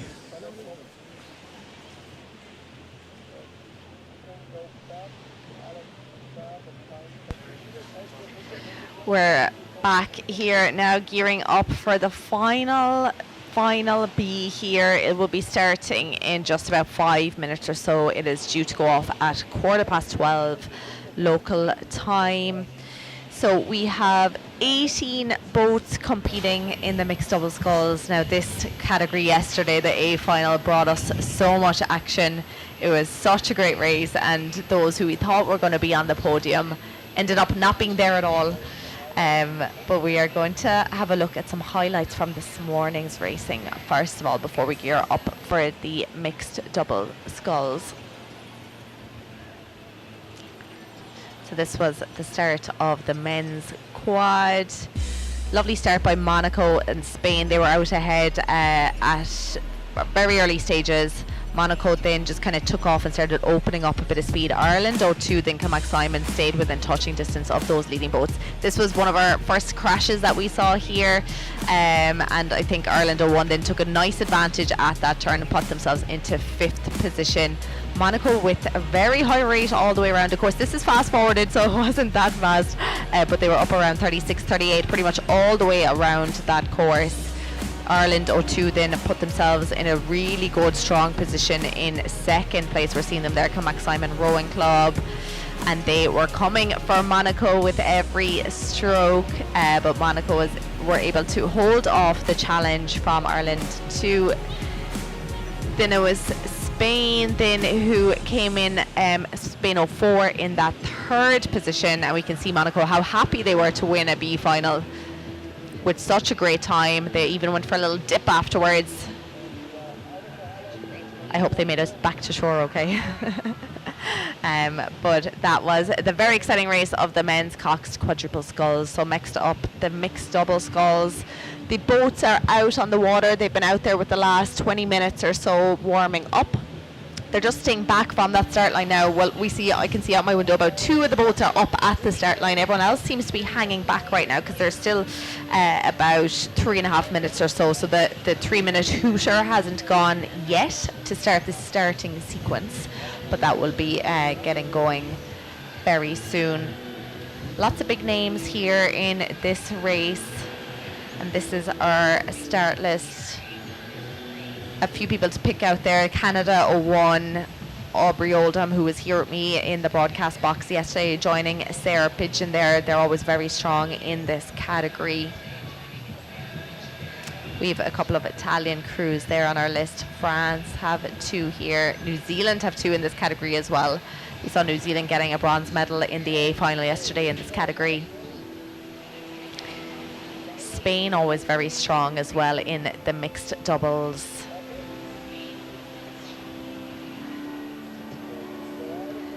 And then we have 2 crews from USA. Danny Hansen there as well. She was here with me. She did a few races with me here as well, so she's here in the B final.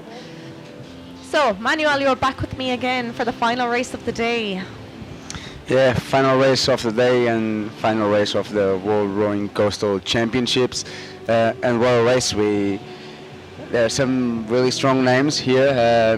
Of course, when we look at the crews, we see Niels Torre from Italy, fresh from setting the world best time in St. Catharines, Canada, in 2 weeks ago, 6:39 for the lightweight men's single scull. Amazing athlete, very strong athlete who won the bronze medal, right behind the Olympic champion from Highland. and also, of course, the Canada with Aubrey Oldham and Sarah Pigeon, very experienced crew. They first race together was back in 2021 in Oeiras, and they've been there since then. So not always on the A final, but for sure they are coming for this B final win.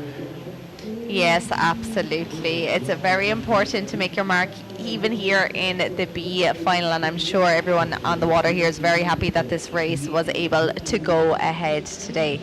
We're into the final 2 minutes now before the starting sequence. So there's a boat behind the starting line here, which is giving the hooter, and it also has the 3 balls to tell crews that there's 3 minutes to go. We can see one of those balls dropping to indicate that there's 1 minute left in the starting sequence. So it's now up to the umpire to make the call to drop the last one, and there will be a long blast of the hooter to indicate that crews can go. Now, we saw over the first few days of racing, people were being very cheeky, we'll say, and getting right up onto the start line. We saw it a couple of times yesterday as well, trying to get out ahead of crews, but of course you do not want to cross that start line because it is a 2-minute penalty. So towards the end of the race you will be ushered into the penalty box if you do cross that start line. And then we've seen, because people have done that, a lot more people are being cautious, and we can see that here on our screen. There's quite a few boats are hanging back. There's a couple there who may get caught up on that outside starting marker. There's the red and the yellow boat there right out the outside. You don't really want to get caught up on those markers at the start. Yes, you're right. So there's a lot of tension, but sometimes with the wind and the wave, it's easy to miss the buoys and also the timing. But I think for now we have a clear start. Big crash right after the start in the middle of the pack. Let's see if there are no problems with any of these boats. There are some boats still together. Let's see if they can just release and restart again. Yes, two boats completely at a stop there. Yes. So it's USA and Finland from the screen. So it looks like they are okay now to restart. So it's to be honest, I think it was not too bad. So they are not that far from the rest of the field. So there's still time to come back and try to be in a good position. Yeah, it's not ideal, but we have seen it. You know, if you're a strong crew, you're able to come back with every single stroke. We saw it in the men's double from New Zealand yesterday, where they did get caught up at the start and they just took off and just started eating into the lead that everyone had here. So up this lead now at the moment, the early stages of this race, we have a few boats together. We have New Zealand 03, Italy 01, Canada, we mentioned them, quite a strong crew there, Aubrey and Sarah. We have USA 1, which is Gary Rout and Danny Hansen, who was here with me yesterday representing our Next Level Rowing. Italy 1, though, getting off to a nice start here. Yeah, now in front we have Italy 1, so Nils Torre and Laura Emiliano from Centro Sportivo Carabinieri, which is actually police from Italy. We see this happening very often in some countries. The athletes join the army and police so they can keep their high performance sport with some sport without being like around working around and studying. So it's a very good support from the police here in Italy to these athletes, and now they are in front. We saw a few touches here and there right behind these Italians, but for now everyone is spreading a bit and trying to have their own space so they can have the first mark clean. And we saw also that first two crews now a bit ahead. We saw the yellow boat from Canada now moving into the second position, just trying to go past New Zealand, but New Zealand is just holding that one length ahead. Yes, that is New Zealand 03 in that second position. So that's Jemison McConaughey and Naomi Robertson there representing New Zealand 03. They have two crews in this. They had two crews in the A final as well. So they're really targeting this mixed double category. But this is a really nice lead now that Italy 1 have opened up as we're halfway down towards that first marker. Niels Torre, of course, lightweight rower, well used to the flat water, but he seems to be managing these conditions very, very well. Yeah, I think we all know that lightweight rowers are very good technically. I mean, usually, and if they have the agility to work with the waves, and because the power, these athletes, Niels Torres has the power to move this heavy boat. We are talking about a 60-kilo boat. It's more than they weight 2 times more than the flat water boat, so you really need the watts to move. But yeah, this athlete, we know that he's a very powerful and skillful athlete, and now join with Laura Mariano. They are just moving ahead of the field and just putting their mark on this mixed double B final. Yes, they certainly are doing that. New Zealand 3 are still holding on to second position, but New Zealand 4 have moved up through the field here now. Also representing New Zealand rowing, it is William Hurd and Ella Barr there from New Zealand 4 who've really moved up here now. Canada is still there as well, as are Spain 1. This is a category as well that Spain always target. They're always very, very strong in the mixed doubles. You're right. So in fact, Spain is now the world champion. They won this event yesterday with Patricio Aznar and his fiancée from Seville, Real Club Lavradores Sevilla. They won this event. They were behind New Zealand, but unfortunately Jackie Kittle and Matt Dunham had to go through the penalty box, and then there was the chance for the Spanish to win. So again, New Zealand win the four crews racing this event, and already a bronze medal yesterday. So it shows that New Zealand really wants to make history in the mixed double. Absolutely. Now we're seeing the battle here between New Zealand and Canada at the moment.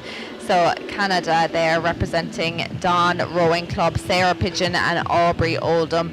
We saw Sarah in the A final of the women's solo yesterday afternoon, and teaming up with Aubrey Oldham. They have a lot of experience rowing together, as we mentioned. And then New Zealand 4 up right alongside them, and New Zealand 3, very little separating second, third and fourth place at the moment. Then it is back to France 10. So this is 5th, 6th, 7th and 8th place that we're seeing on our screens now. So we've a couple of USA crews, we have a couple of French crews here. This is getting tight here now as they head around that first marker, heading towards the second. Definitely getting quite choppy out there at this point. Yeah, it is quite bumpy. We see the balls just going up and down. I think now Canada just moved over New Zealand. They are now in front of New Zealand with that second place, and keep an eye out for USA 01 Lex Level Rowing with Gary Root and Daniel Hansen. They are coming back on the field. They are currently in fourth position. It's nice to see some boats racing also next week for beach sprints, and this mixed double is also racing next week the para event, so the inclusion mixed double PR3 beach sprint is actually the first time that this event is happening. We did it last year as a test event with a few countries, but this year it's an official world rowing event, and we are giving we will have new world champions para inclusion in beach sprint. Amazing, and we've a very exciting weekend to look forward to next weekend. Back to the action here, and Italy 01, we're seeing just how much of a lead they have now, over 20 seconds of a lead here. Staying very controlled here in their rate as they power down towards that second marker.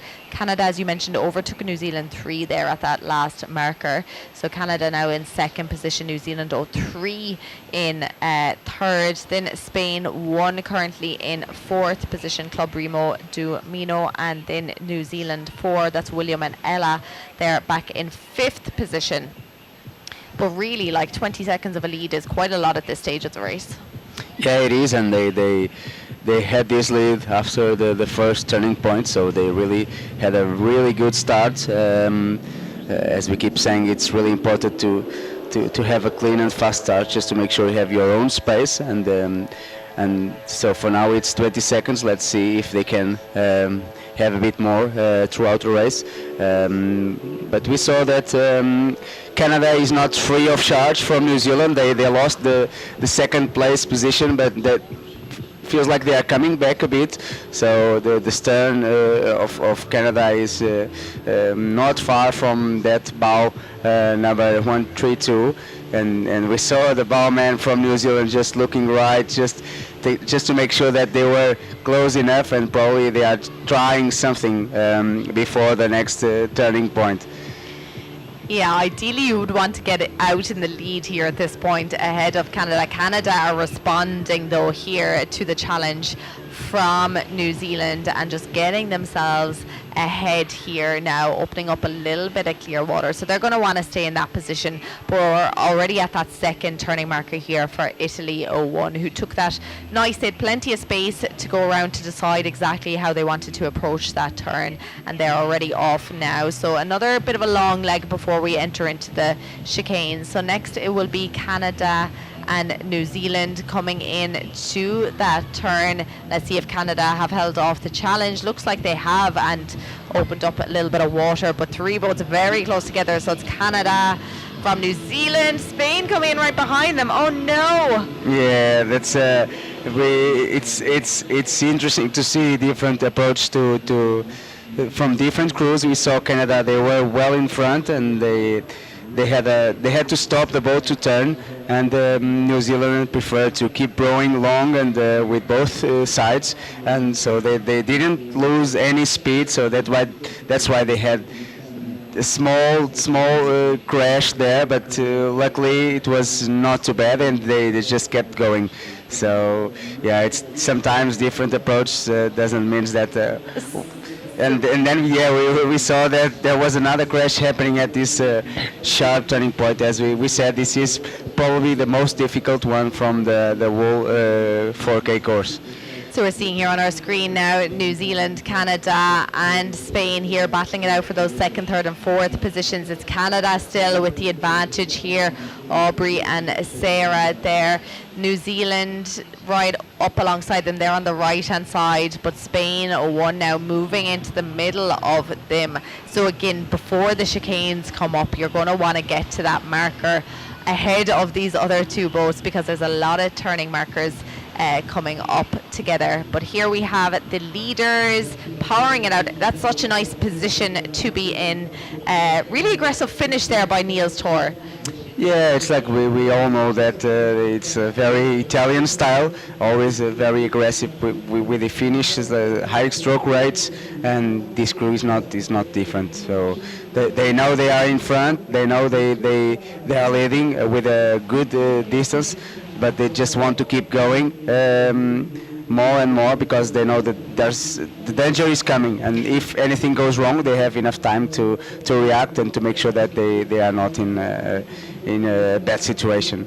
Yes, absolutely, because when there's a battle going on like the one we're seeing here with Canada and New Zealand and Spain, obviously this race that's happening here between these three boats is going to make them faster, and it's going to push them up towards Italy 1 at this point. So as you said, they want to make sure that they hold on to that lead. We can't even see them on screen now, they're so far ahead right now. But this is Canada, they have the inside line. It is New Zealand on the outside, Spain right in the middle behind them. So Canada advantage here now, they get their bow to that turning marker there in. Looks like there's enough space here between them. New Zealand hanging back slightly just to make sure nobody gets caught up, as are Spain here now. So that was nicely done by all three. Yeah, so the last turning point, that small clash between New Zealand and Canada opened the door to Spain to be closer, and the chances are now higher to Spain to go past these two crews, but looks like Canada is just holding all the pressure coming from New Zealand and Spain. And yeah, there's after each turning point there's a few seconds to breathe again, because they know in a few meters they go again, and this time they go left. So we saw a very good turn from Canada this time, so they are not losing any extra time. There's no need to put the blades in and to hold one side of the boat, so because usually it means that you lose a lot of speed, and because you are tired to restart again, it's very hard. It is indeed, yeah. They all just kept rowing right around that turning marker, but the angle of it did allow for that. Italy won, very much in the lead. They're into their final 1K here now. They have 195 metres of a lead here over Canada, holding on to second position here. We're seeing them followed in by New Zealand 3, holding on to that third, and Spain 1. But things can change very much here in these last few chicanes and in this last 1K of the race. Sarah and Aubrey, of course, have raced in so many different conditions, and they're very familiar with rules of racing and how things go, and they're in a nice position now to be able to look back on New Zealand and Spain and kind of react to whatever is happening behind them. Yeah, it's always good to be in front, even if it's not a big distance, but you can always see what other crews behind are doing, and when they are just trying to go over you. So it's better to be in front, even if it's a small gap, than just chasing someone for that position. So I was talking with Aubrey yesterday about their preparation. It's hard for them to go on the sea and to have coastal boats in Canada. They usually train on a lake, very choppy one, but it's completely different when you come to big seas like this with big swells. But yeah, they do what they can, and of course they have all the experience of this last 4 years. They sea warriors. They've been present in every World Championship and a few races around the world, so they are just adding their training with their experience, and the result is here. They are now in second position. Of course, they want to be in that A final, but we knew that all the A final yesterday were very, very strong, and they said that they were not. Their race was not so good in the heat, so now they have to fight for the best place here. Yes, you have to, some of the strongest crews often miss out on A finals just because the standard is going up, and of course, things can happen out there on the course if you miss a marker buoy and things like that. So, they're here in the B final and they're really giving a good go of it and staying in that second position, holding off the challenge from New Zealand. But we are staying with the leaders here now to see the lead. It's now up to 225 metres here now of a lead. They're into their final 500 metres of their race. Here, the New Zealand 03, we have Jemison Monkanashi and Naomi Robertson there holding on to third position. So they are trying their best to come for Canada 1, but Sarah and Aubrey are holding off the challenge. But they are pulling away slightly now from Spain 01, who are in fourth position. The top 4 boats now have quite a bit of a lead ahead of fifth position. That is France 08, New Zealand 04 back in sixth in, and USA in seventh. So there's really a massive difference there between, we'll say, first and 10th position. There's 500 metres of a difference. Yeah, 500 metres, so it means that the Italians are almost finishing the chicanes, and some of the crews are starting now. And yeah, we saw the New Zealanders trying to catch the waves and have some surfing. It's what we call free speed. When you have the right timing, you can surf those waves so fast that sometimes it's enough to overtake other boats. But it's all about the timing. Of course, it's a bit different when you know that the wave is coming and you start surfing. You need to go a bit shorter with a stroke, and the stroke rate a bit higher, because it's pretty much about the timing. And of course, when the wave goes, you just need to slow down a bit. Don't fight against the water, and wait for the next wave to come and surf again. And I would say that the first top spots are now decided. If nothing goes wrong, we have Canada just opening the gap a bit now, and New Zealand are just holding that third position, with Spain now just being with the fourth place, while Italy is now finishing their race, first place, 90th place overall, winners of the B final in the mixed double.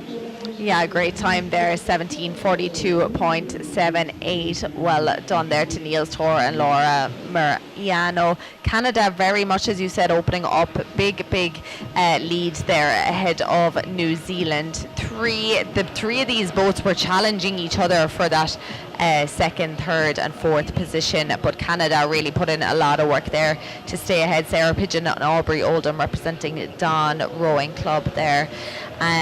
Sarah just looking over her shoulder there, just making sure she's on course. Seems to be actually after calming a little bit in on this leg now at this stage, so it's just about just doing what you can, getting your fastest finish in as possible. So Canada holding off the challenge, a nice strong finish there from them.